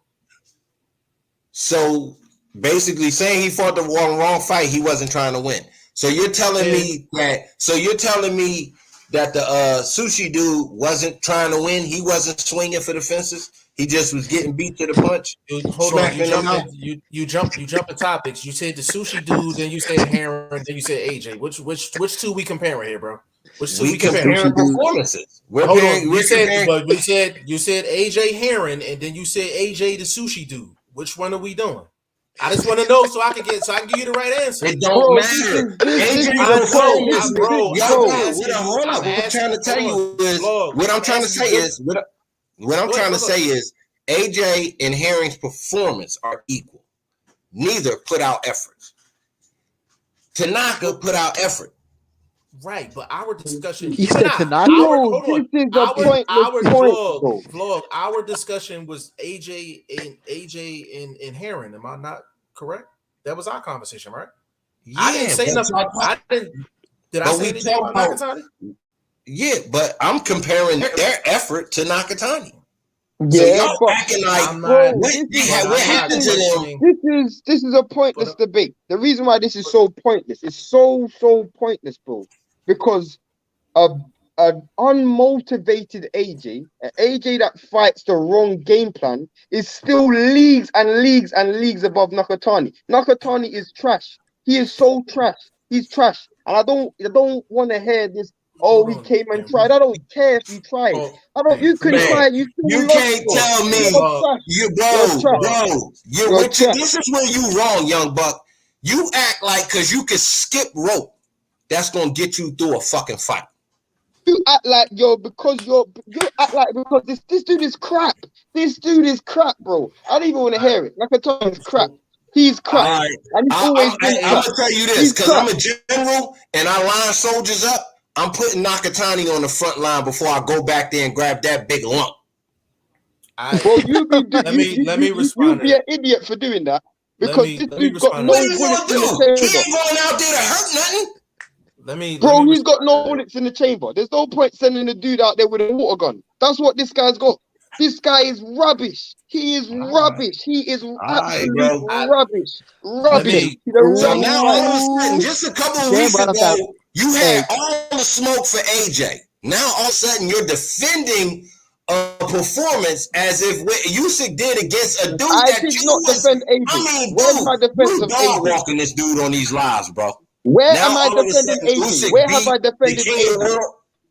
I'm not defending AJ. I said Nakatani is trash. That's got nothing to do with AJ. I said Nakatani is trash. He is a C-level fighter at best. We're comparing performances of each fighter to find out who had a better performance during the guy they was with.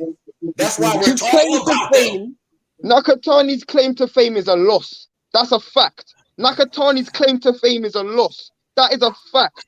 That is a fact. Everybody knows Nakatani because he's a loser. That's why he's a loser. He's a loser. AJ claim to fame is being the biggest, softest heavyweight champion of all time. That's not true. That's not true. Well, I will say this.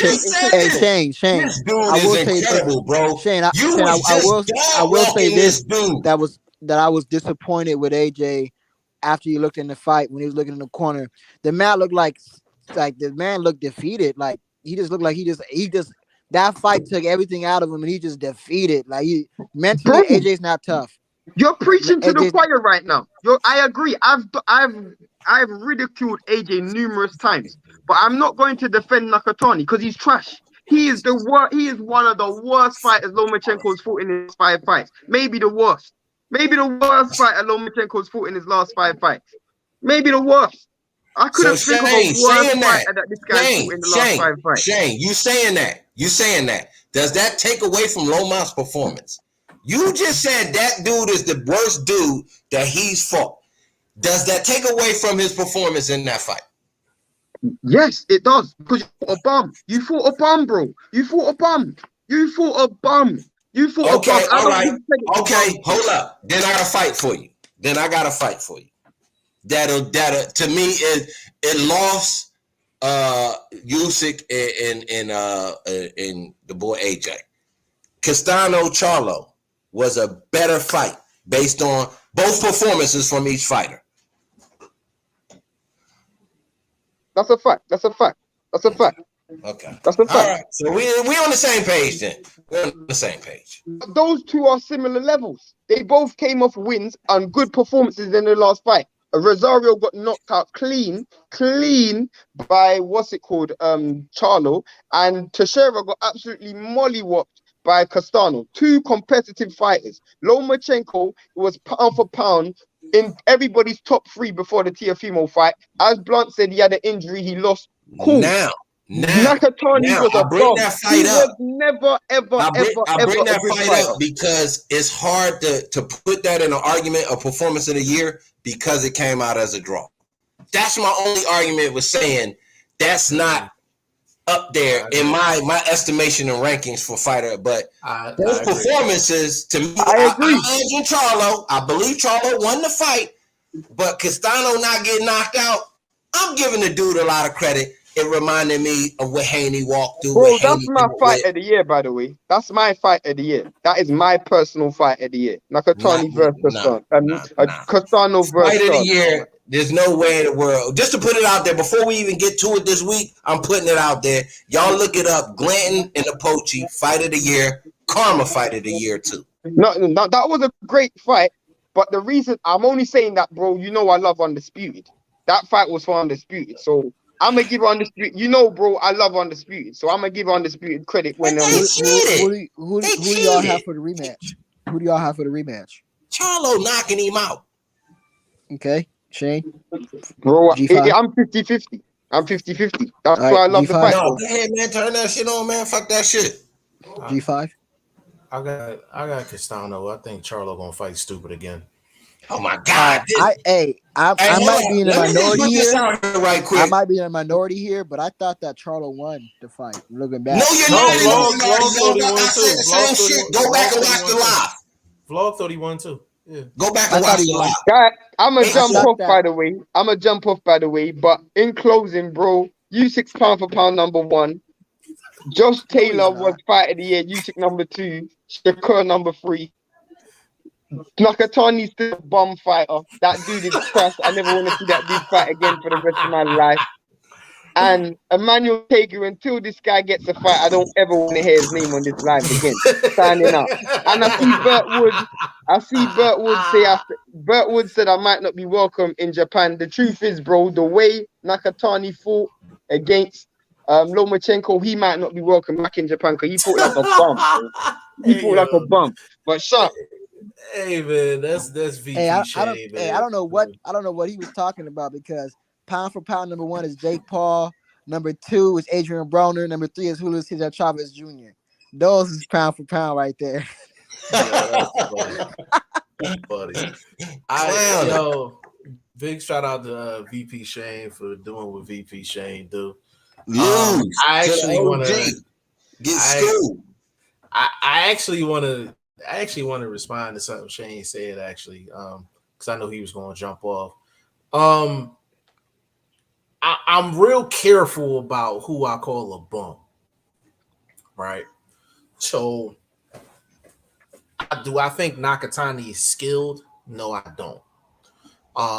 But Nakatani is the last dude you actually want to jump into the ring with because you know you're going to have a hard night at the office. So for that reason alone, I'm not calling him a bum. Secondly, there's a lot of guys that have had very good careers that were not skilled, but you knew coming into a fight with them, if you wasn't on your A game and you ain't had no dog in you, you was losing. Sean Porter. I will give you actually Sean Porter is way more skilled than a Nakatani. I'll give you one better. I'm gonna take it back, and Vlogger appreciate this. Who? Iran Barkley.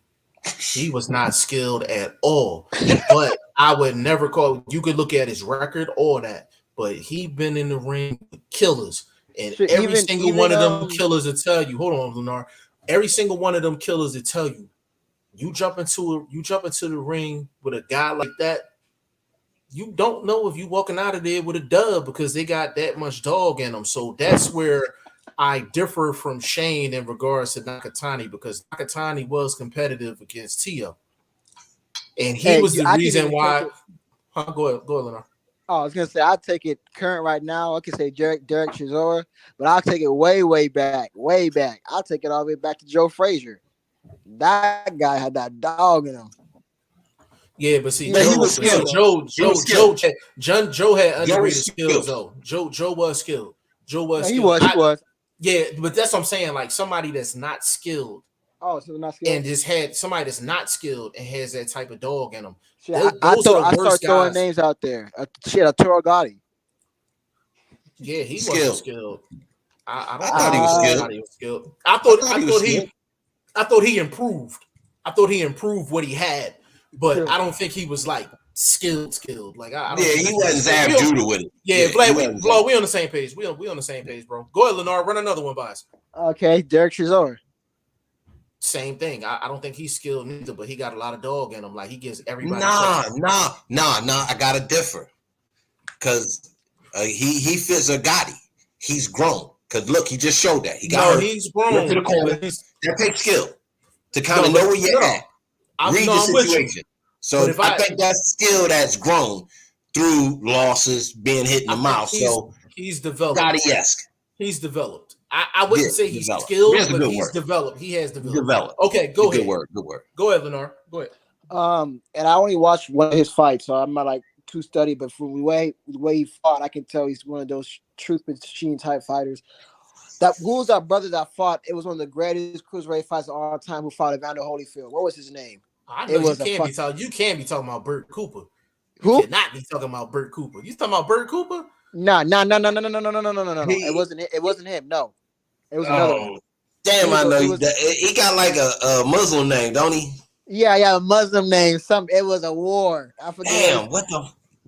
Oh no, you can't be talking. No, you can't be talking about him. He's talking about Dwight Kwawi. Yeah, Kwawi. That guy. Kwawi had skills, bro. Yeah, I don't know. I'm not studying. I don't know. Did he? Yeah, he was skilled. Yeah, he was James Toney. He was James Toney before James Toney.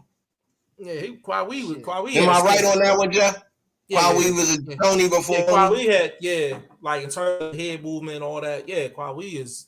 It's just the thing, watching that fight, Lenore, if that was the first time you watched Kwawi fight, what happened is, like, and this just goes to show how good Evander Holyfield was. He had the cross-face defense like this. You know what I'm saying? He had the cross-face defense. The only way you beat a cross-face defense is with an uppercut. He hit that man with about 100 uppercuts in that fight. You know what I'm saying? But that just goes to show just Evander Holyfield's IQ in the fight.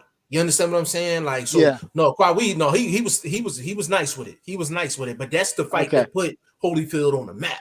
You know what I'm saying? That's what put him on the map. But I don't think Nakatani's a bum. I just don't think he's skilled. But that doesn't make him a bum. You know what I'm saying? Quick question. Is having a chin a skill? No. That's just a chin. It's a gift. That's just a gift. Yeah, it's just you got it or you don't.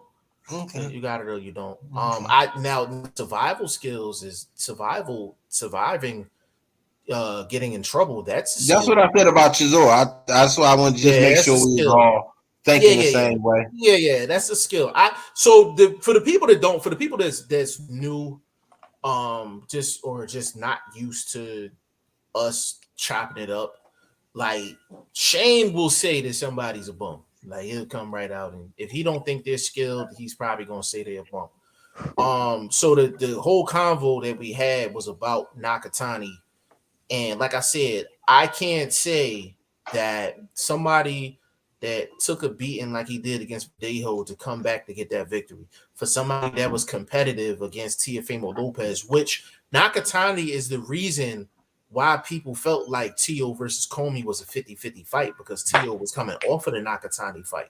So I can't say that Nakatani is a bum. You understand what I'm saying? He's not that skilled, but he's not a bum.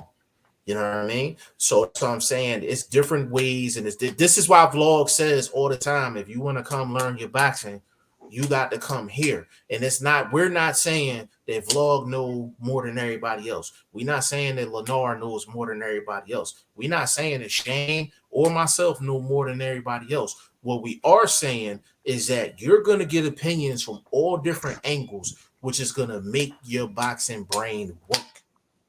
That's what we're saying. You understand what I'm saying? Because anywhere else, if you go anywhere else and you try to have a conversation like this, somebody would have been muted, blocked. Lennar, am I lying? Yeah, I've been on some shit that kicked me off. Yeah, that's what I'm saying. You done been on other people's channels, and what you say might get you muted or kicked off, put in time out, or whatever the case may be. And that's not what we do. So that's what I'm saying. Like, when you come here, like we gonna chop it up, but then we expect for you to let other people get their opinions off as well. You know what I'm saying? But that's the beauty of what we have going on, though.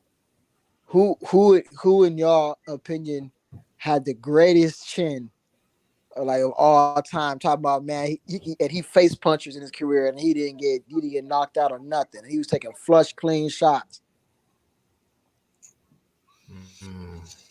I mean, he had the chin from the gods. Well, answer your own question. You go first. Well, if you're gonna talk about high level fighters, like you're just talking about like high level, right? Just going off of the eye test and they face like elite punchers, I'll say freaking James Toney and Marvin Hagler. Those are guys that just, man, had a jaw. I mean, they're facing Leonard and Hearns. Got it. I actually seen Hagler hurt more than Toney though. Oh, okay. Did he face as many punches as Hagler did? That's a good question. I've seen Hagler hurt more so early in fights where he's kind of coming out cold. Me personally, I think I've seen James Toney hurt one time. I mean, legit hurt one time. And I'm a James Toney, my favorite fighter. Like, I love James Toney, but I like I've seen him hurt one time, and that's it. And that was against Samuel Peter. And I think that was the first time that they fought. And it was like maybe like second, third round. He got caught with a crazy ass overhand.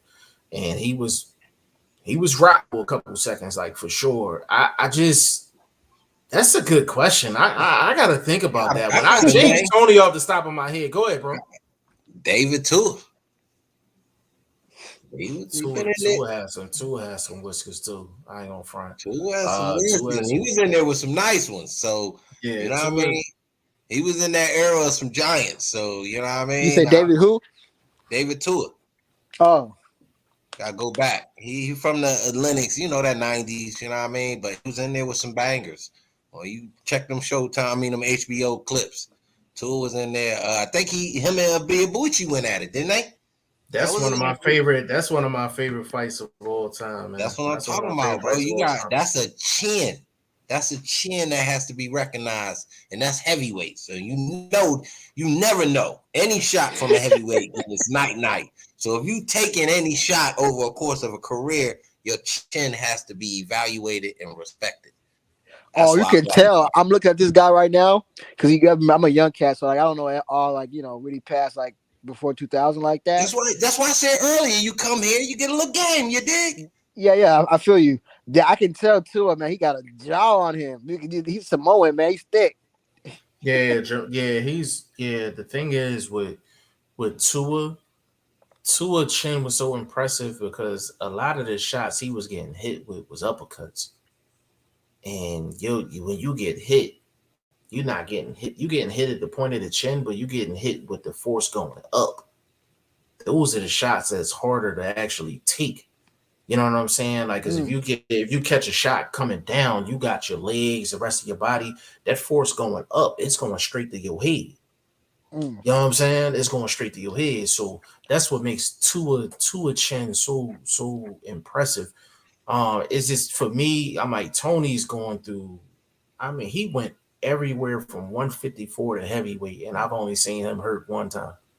That's insane. That's insane. Like that is insane, man. Like that's insane. So, but that's a difficult. Actually, you know what, Lenore? I got a bunch of polls and stuff I gotta put up. That's actually a good one. I'm putting that Vlog, one put up. that one out. Yeah, Vlog, put that Chin, one out. Tua, or Tony. Got it. Yeah, that's a great question. That's a great question. Vlog, we gonna put that one up. But we got which one are we doing tomorrow? Because we gonna close this one out. Hold on. So I'm gonna give you the choices because I don't have the posters in front of me. I do have them. Hold on a second. And I'll let you call it. So we got knockout of the year, we got upset of the year, we got fighter of the year, prospect of the year. Which one we going with? You want to do prospect of the year? You want to know who's on the poster? I've heard that might change your opinion. Tim Zoo, Virgil Ortiz, Boots. So I'm gonna ask it again, bro. Fighter, hold on. Shane did that. Fighter of the year, prospect of the year, upset of the year, or knockout of the year. We're gonna do prospect. You said I get to pick. But what my thing is, I'm asking a question. Does Shane do that? Yes. Shane is an insider. Am I correct? Is Shane knowledgeable, even for a young buck? Correct. How was somebody ranked one in division a prospect? So Virgil Ortiz is ranked number one. How was he a prospect, bro? So I'm just asking a fundamental boxing question. No, I'm with you 100%. So again, Lennar, let me explain how this went. Because if you want to jump on tomorrow, I have absolutely no problem with that. You family, you already know. So here's the thing. So we had these questions because we was going to do an award show for the end of the year. So Shane came up with the answers, and Shane sent me his answers. Sent me the questions, sent Vlog the questions. Vlog did not answer the questions. I did not answer the questions either. So he asked the questions and gave the answers because he wanted to do these posters for this week's shows. So I'm not gonna lie, I didn't answer them on purpose because I knew his answers was gonna get a lot of debate, and debate means more viewers. More viewers means better podcasts. So I let him run with this one. Is Virgil Ortiz a prospect? No, he's not. Is Boots a prospect? No, he's not. Is Tim Zoo a prospect? No, I don't think so. No. So real quick, and this is a segue into tomorrow. And I want both of y'all to remember that I said this. Any fighter that is one fight away to getting mandatory status. Love cars. Are you telling me? If a fighter is one fight away from getting mandatory status for a world fight, they're not a prospect. So you're saying as soon as you reach mandatory, you ain't a prospect? If you are one fight away from getting a mandatory shot at a title, you are not a prospect. Okay. You have to be a contender to get in that position. To me, I define it a little tighter than that. Okay. After a certain level of fights, like building a resume, I think you can per se maybe not be in contender realm, but you're definitely out of prospect realm because you can look and say I'm accomplished to a certain extent. Two things can be correct, and I agree with that. You see what I'm saying? So I agree with that as well. Fine line, even when you just talk win-loss record. You feel what I'm saying? I agree with that as well. Yeah, so I would say Blair Cobbs is a prospect. I would say Rashidi Ellis is more so of a prospect than these guys. But I would say Ali Gonzalez, Suego, whatever his name What the is. hell It's are you not a talking about? prospect. What are you talking about? Who are you talking about? Ali, Low Pro, Walshay, What are whatever you his talking name about? is from that Top Rank shit. Whoever that dude is that they promoting on Top Rank, he'd be walking around using the Ali name. I don't know what his real name is. Oh, his career just started. We ain't talking about him. His Bro, career just started. but again, that's prospect. Yeah, prospect that's a baby. That's diapers. That but ain't a again, prospect. That's I'm just diapers. saying. Look, we going by the definition of the word. Am I correct? Yeah, We're going by guys.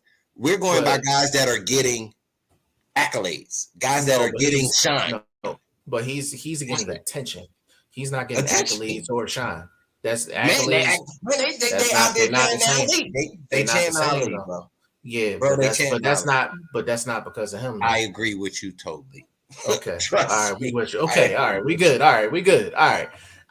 So Vlog said is correct. If a fighter has a certain level of accomplishments in regards to competition, then I would say he's contender status. Like I'll give you a prime example.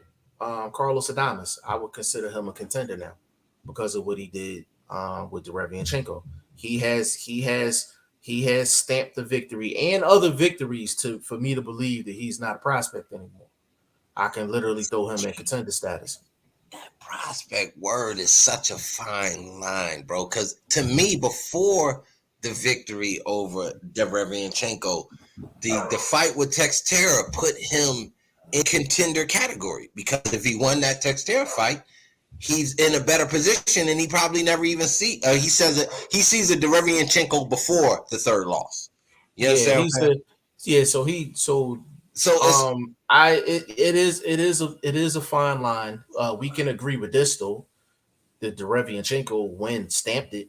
Oh no, I'm not arguing with you on his position now. Saying, like, if you look back, a particular fight could have, to me, had him in contender category. I agree, and it's a case by case basis. But I don't believe. Remember, we talked about a heavyweight earlier. I'm not gonna say nothing because I'm gonna save it. But remember, we talked about a heavyweight, so I'll bring that up tomorrow, though. But yeah, understood. So, I think Boots is not a prospect because he has 2 quality wins on his record. I mean, of names that we know. And secondly, when you're, I can't say that a man can possibly beat the top 2 guys at the weight class and still call him a prospect.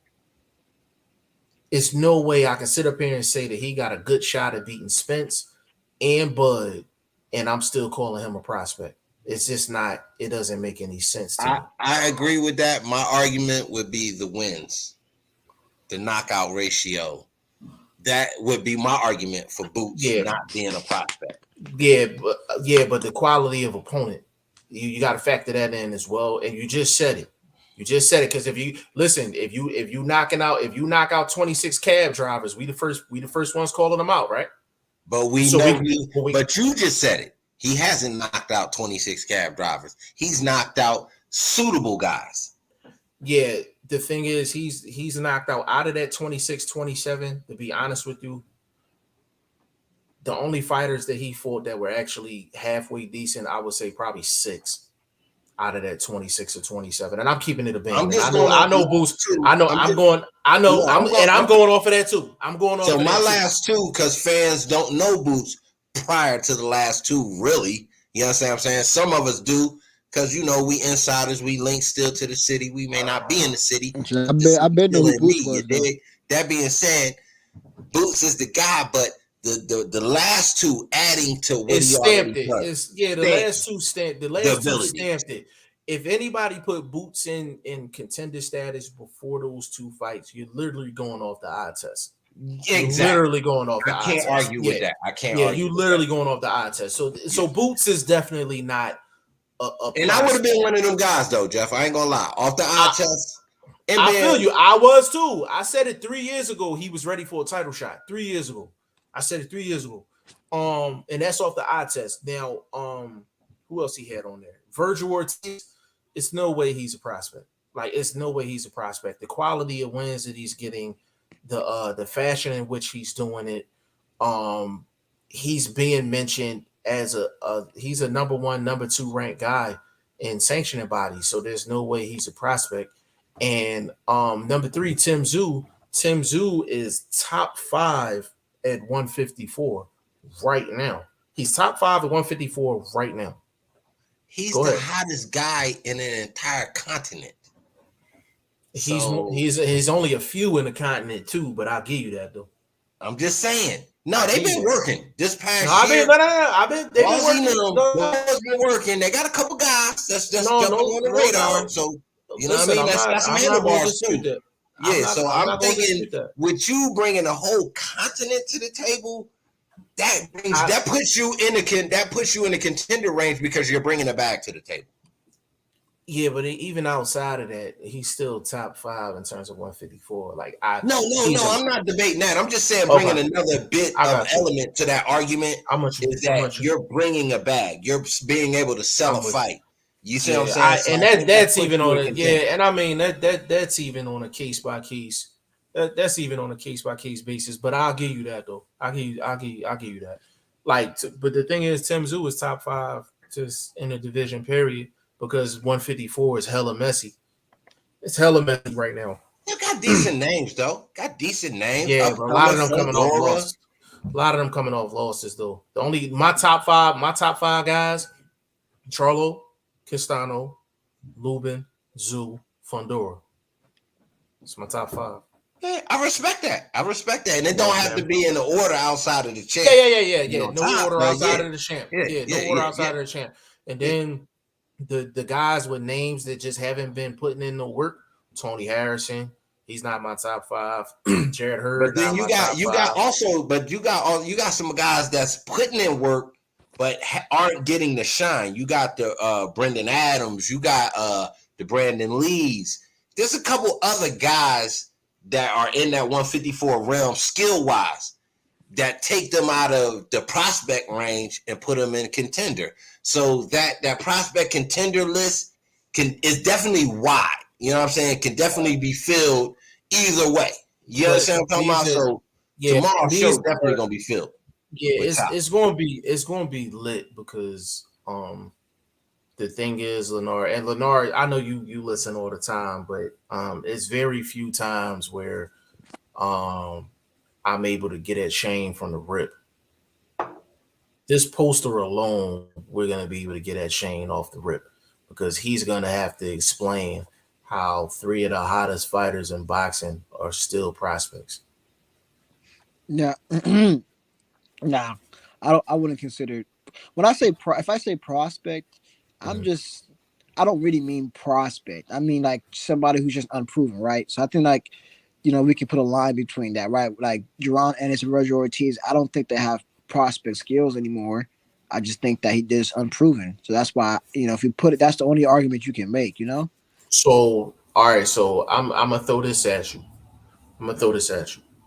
So,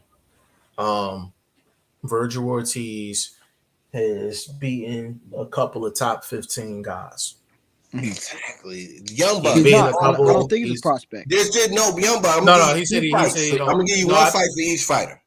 That proves that they jumped. They did it on their own. They didn't get lifted. They didn't wait for the rankings. They did it in the ring. Virgil did it against Maurice Hooker. Boots did it against Lipinus.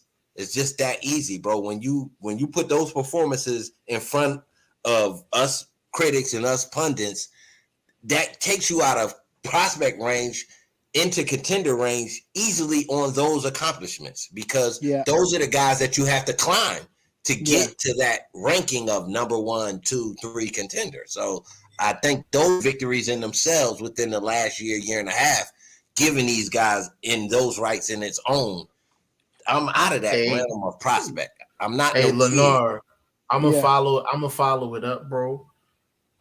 When you beat Mean Machine and Hooker in your last 2 fights, and you're legit number one in a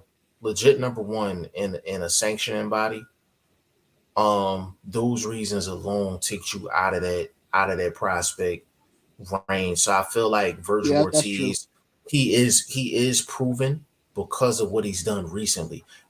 Boot, same thing.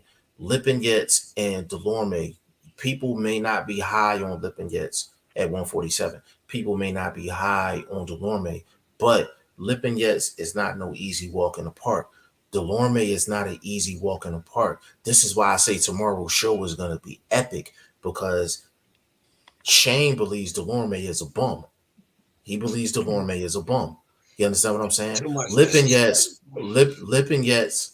he'll probably say the same thing. So that's why I Well, I said think he will. See, tomorrow is a must tune in. Tomorrow is a must tune in, because I'm like, bro, we was 10 minutes in the podcast, and somebody was like, yo, this shit is lit, like, already.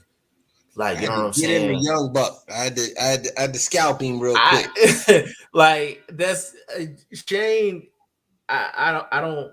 The thing is, like, I'm looking forward to his explanation. So when he sent the questions and the answers, I just said he didn't have. I said I don't have a problem with your answers. That's what I said. I said I don't have a problem with your answers, and I said I agree with most of your answers. I didn't say which ones though. But I know there was ones left out in each of them. But I purposely let him run with it, because I'm like, he's gonna have to explain all of these, which is gonna lead to y'all know what fight? Oh, go ahead. My bad. No, go ahead, Lenore. Go ahead. I want to say real quick, this is a side note. Man, y'all already know what fight I'm looking forward to in What's that? springtime. What's that? With this little sucker right here. Who that? Ugas. Oh, Ugas. Yeah, I'm so looking forward to that fight, man. You know what?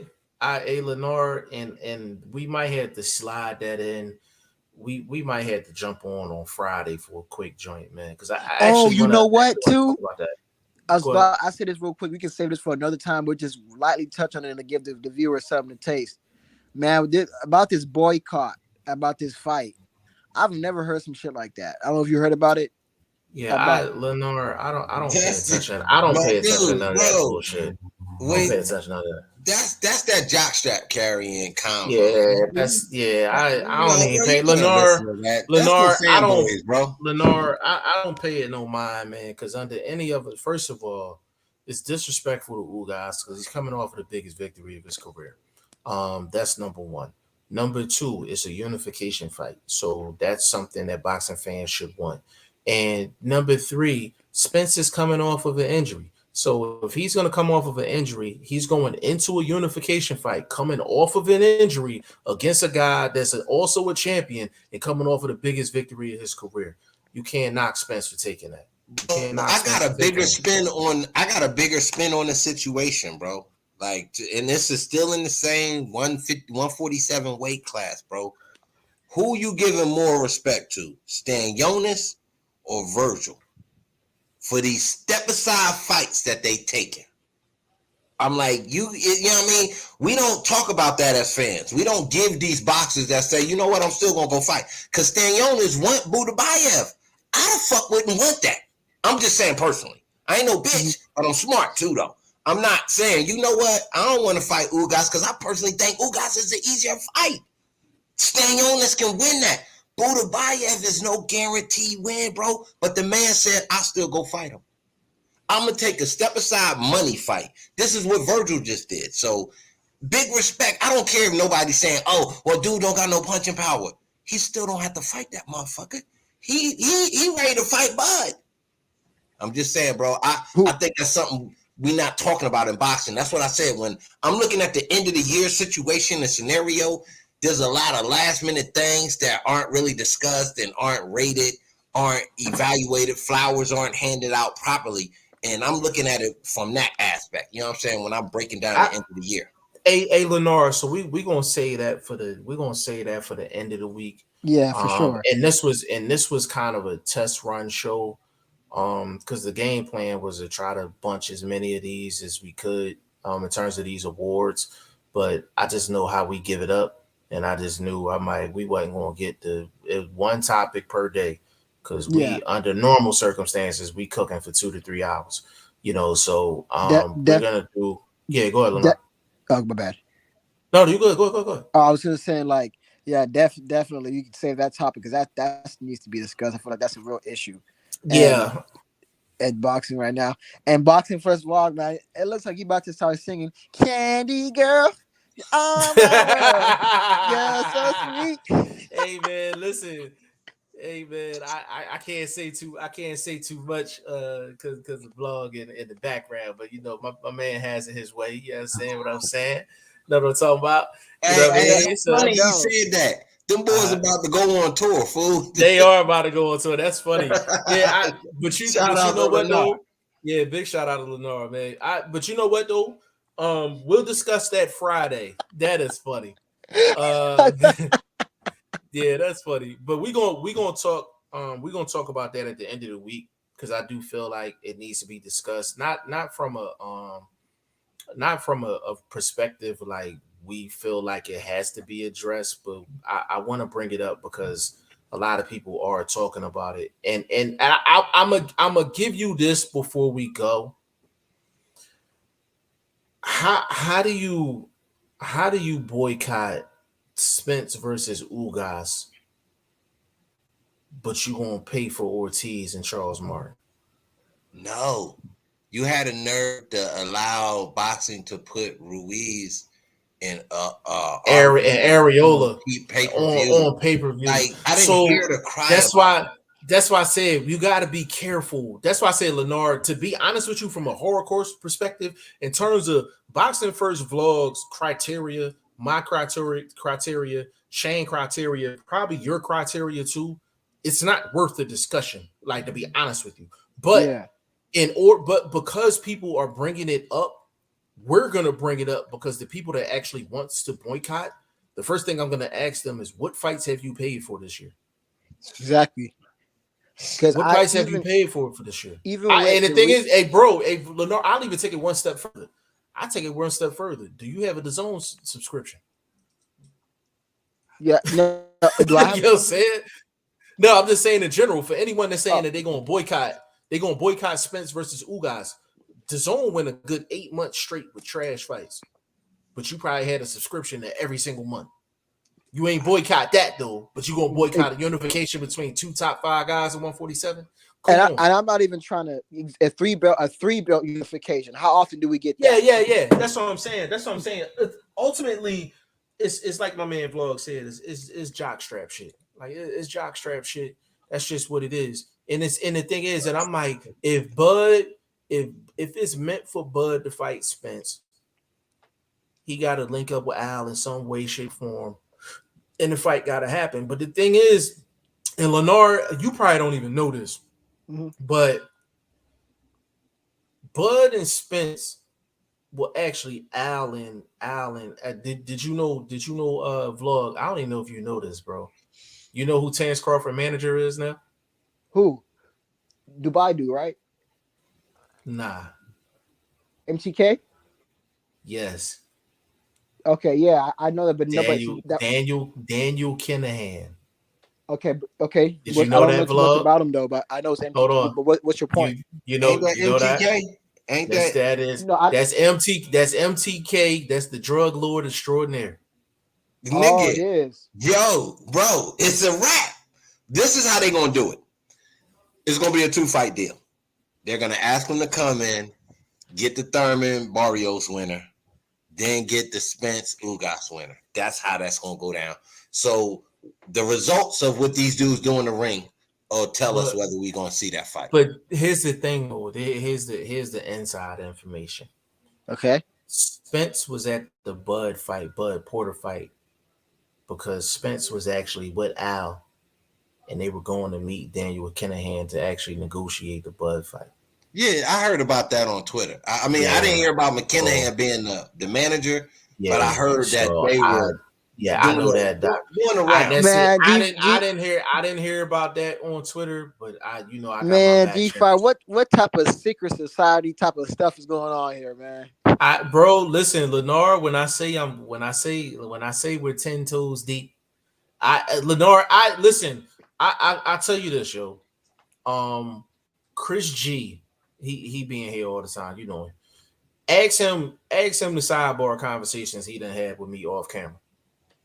Like if I actually sat and had a sidebar conversation with you for about a half hour, you would realize how deep we are in it.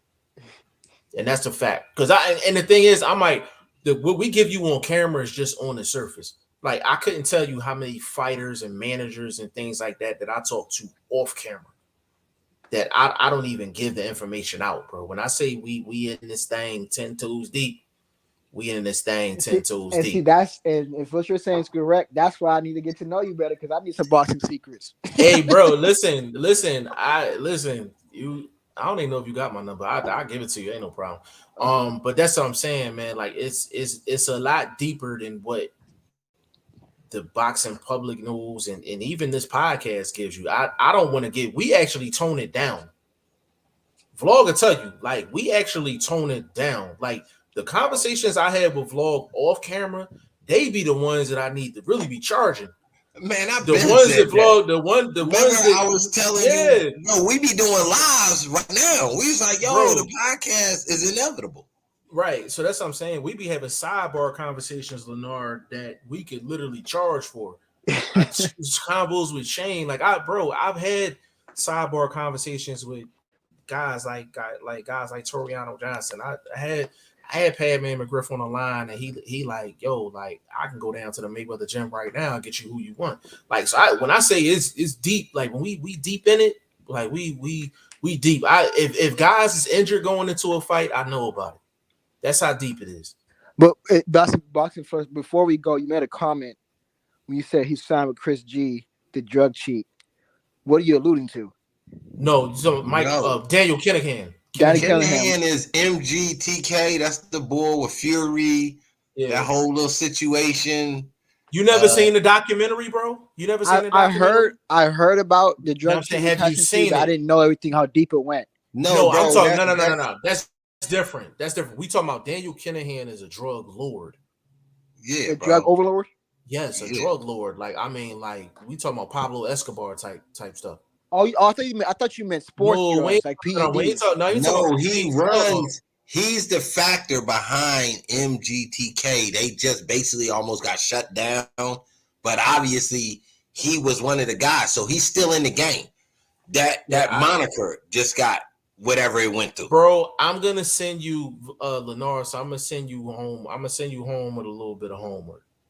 I'm gonna actually send you the link to the actual Daniel Kinahan story. So this is the guy that runs MTK Global, which has Tyson Fury and a bunch of other fighters underneath him. I'm gonna send you this link to this documentary they did on him, and then we can talk about it. But until you watch that documentary, you won't fully understand what Vlog and I are really talking about. You'll have a whole different perspective after you watch it. You keep talking about he signed to a drug guy. Well, what are you trying to say? So that's what I'm trying. Yeah, so send it to me. So what I'm trying to tell you is, yeah, I'm gonna send it to you. All right, this is what I'm breaking down, young Bo. When I said it's a 2-fight deal, what I mean for that, Uncle Al is a guy of that ink, but maybe not from the drug market. Uncle Al is from the music side. The music side is basically the same fucking thing as the drug game. It's a muscle game. It's put your foot down, stomp your territory. So the music industry is basically ran the same way. Uncle Al made his mark in that. He just switched over to boxing. Try to clean it up a little bit, but doing the same thing. So when you get two guys of the same ilk, they can easily come together and make a deal. This is how the world runs, bro. Backroom deals. You understand what I'm talking about? Handshakes. You understand what I'm saying? That sort of thing. So when y'all telling me that that's who we running with, Uncle Al gonna come sit down. He gonna take that phone call. A boss ignore another boss. You know what I'm saying? Like when you're Bob Arum and them, Uncle Al isn't from the Bob Arum era. So that respect level is they're not gonna always meet. We're not gonna see the big pay-per-view bonanza we saw this past summer with the Fury card and all that. We're not gonna see that because these two dudes are from different eras. When you talking same ilk, same lineage, same coat pocket, you talking the McKinnon dude, you talking Uncle Al. They're gonna meet in the middle. We're gonna see that fight depending on what these dudes do in the ring. Why do you think we got the Barrios Thurman joint? They're trying to get Thurman hot, set him up with Bud. I heard. That could be true, but I think that, I mean, just not forget Taylor's out there. You might have a situation where you have Taylor fight Bud and then Spence fight Thurman, and they meet up for undisputed by the end of the year. No, the reason why that's not going to work. Terrence Crawford fighting Josh Taylor, that does nothing for Crawford, because Taylor got to drop all his belts at 140 to go see Bud at 147, which means it'll basically be a title defense for Bud. So it's not going to do anything for, like, why take a Josh Taylor fight when you can get Spence right now? Like, he ain't even got to fight. He ain't got to fight. He can let Spence fight Ugas and literally just sit and wait. And he'll be back in the ring before a year is up. The only reason I say I believe in that Thurman Bud fight is to for Uncle Al and them to maximize doing a deal with Bud Crawford. You know, they did 2 fight sort of thing, and I think the one thing we won't see Canelo back on the card, because he negotiated, if I win, I don't have to come back. But if I lose, I might have to come back for this rematch, or to fight Benavidez, to fight Morrell, somebody of that nature, to get back to fight Caleb Plant.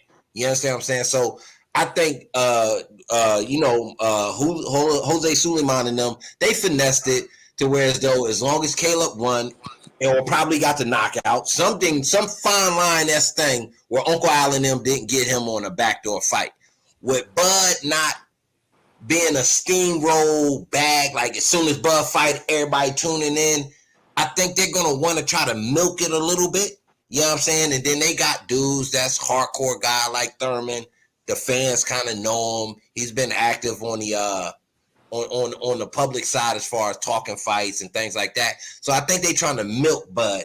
That's why this Barrios Thurman fight is there, because there's no reason for Barrios to fight Thurman unless there's a bigger picture at welterweight. You understand what I'm saying? Mm-hmm. Barrios their fight at welterweight. You feel what I'm talking about? Why take Thurman as your first fight at welterweight unless they done presented you a bigger picture? You feel me? Because you got a certain amount of steam off of your performance with Tank. Well, this is the thing.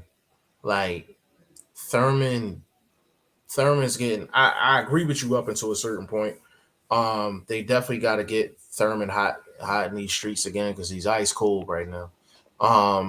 Barrios is, to be honest with you, like, this is not a pay-per-view fight. Like, this is barely a Showtime fight. But I'm gonna tell you why though. Like, I'm supposed to pay $60 to $70, right, for Keith Thurman to fight a guy that just got knocked around by a natural 130 pounder. That's what you asking. That's what you asking me to do. Am I lying? It's that's what you asking me to do. I mean, no, but no. Tuna fight. Yeah, but a tune-up fight shouldn't cost me $60 to $70. That's my point. You know what I'm saying? If this was a Showtime fight, cool. Even if they want to put it on Fox, I'm cool with that. But to ask me to pay $70 for a guy that basically got knocked around by somebody that's 135, and I'm expecting for him to go to 147 and do something, like, that's asking a lot. You understand what I'm saying? But that's how much they are willing to get Keith Thurman name hot in these streets again, because somebody's gonna sign up for that. But Lennar, that goes back to what we were talking about earlier. That's why I said the boycotting thing makes absolutely no sense, because I'm like, y'all selling the stuff like that. Y'all will sign up for that though, but y'all not gonna do Ugas and Spence. Exactly. Makes no sense. You understand what I'm saying? That's why I'm like, I can't even hold conversations with half of these people that talk boxing. You understand what I'm saying? Because vlog was cooking right up until the last second. Right into the last second. Like, you know what I'm saying? But I'm like, that's literally what we're talking about. They need to get Keith Thurman in the mix for Spence, just in case the Bud thing don't work out. I know what Al doing.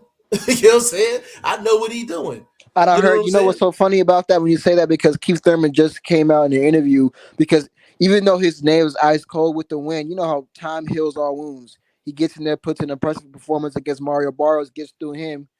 Thurman's too big of a name to waste. You got to put him in there with a Spence or a Crawford. He's too big of a name to waste like that. You can't put him in there with an Ennis or Virgil Ortiz and have a great risk for them to win. Yeah, and that's the thing. Like, it's Keith Thurman is, to be honest with you, right now, over the past 3-4 years, wasted talent. Injuries and just being out, other interests, things like that. Like they trying to recook something that's already been heated up. And You you know what I'm said, saying? and G5, you said something that Thurman already said. If you just pay attention to interviews, he's like, Al's promised me that I'm gonna fight Spencer Crawford before they fight each other. That's what he said. Well, One of those, and let huh? me tell you something, Lenore. Let me tell you something. Al might be God Almighty to some, but that man is known for making some promises that he can't keep. True. Last time I checked, Gary Russell was supposed to have been in the ring with Leo Santa Cruz 5 years ago. Did it happen? No. Like Yo said. So Al, just because Al say something, don't mean that it's going to happen. It's just like when the WBC or one of these other sanctioning bodies say we're going to have a tournament. Just because they order a fight, don't mean that it's going to happen. You know what I mean? So it's just how I go, man. But we gonna close this one out right here, man. We 2 hours 40 minutes strong. Lennar, give me your social media, bro. My social media is Lenar Thomas _ LENNARTHOMAS _ You can follow me on there. Want to hit me up, talk about boxing? We can talk about it anytime. Man, yeah. Thank you. Hey, Appreciate it for being on your panel. hey man, Lenore Thomas in the building, man. If you're available tomorrow, man, hit me up on IG, man. I'll shoot All you right, up, for sure. man. All right, bro. Good talking to you, brother. All right, you guys have a good one. All right, you See too, you bro. later. See you later, vlog. Candy girl, oh my word. Yo, he is hilarious. You can put that down, bro. Vlog, give me your social media, bro. You on mute, bro. You on mute. You on mute. You know where I'm at, man. We on Twitter, IG, and YouTube, man. Boxing First Vlog, the way you see it on your screen on Twitter. Boxing with the number 1 for the word first, and vlog on IG, man. Rock with me, baby. We back busy. You know, the holidays kind of slowed down, doing what it do, but we back active, baby. But that singing, we not doing that. So don't get me twisted with the rest of them niggas with them fucking Sunday school shoes on. So we wear J's over here, pimping. Hey, I'm man. just saying. Yeah, definitely go subscribe to Boxing First Vlog YouTube channel. Definitely do that. Go follow him on IG, Twitter, and all that good stuff, man. VP Shane is at I_am Shane, the number 1, exclusively on Instagram. I think he's gonna have a long day tomorrow. But I'm looking forward to it. Go ahead, Vlog.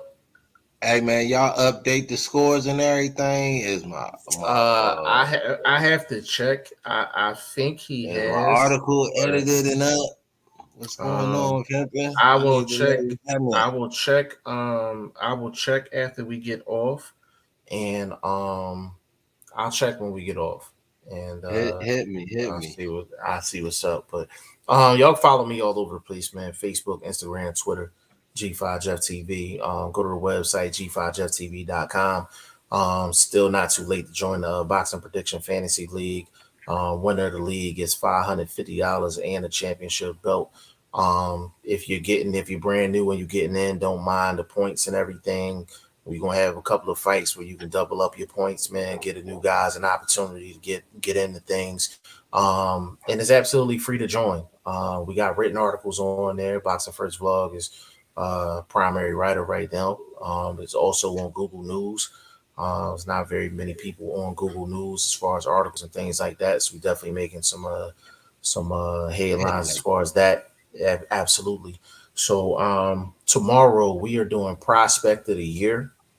According to VP Shane, the contestants are Virgil Ortiz, Tim Zoo, and Jerron Boots Ennis. I am here to let you know now that none of those 3 prospects. So I'm going to come up with my own 3. And the vlog, I would like for you to come up with your 3 as well. I got To a gang up. to combat that. Because those 3 are definitely contenders. I don't consider them prospects at all. So on behalf of Boxing First Vlog, aka the General, aka Blunt, aka Blunt Bayless, your boy G5F TV. We will be live tomorrow with episode 39 of the Goodfellas podcast. And we giving guys their flowers. We giving guys their flowers. You know what I'm saying? We giving out awards. So we're gonna have the polls up on social media. So we see y'all tomorrow.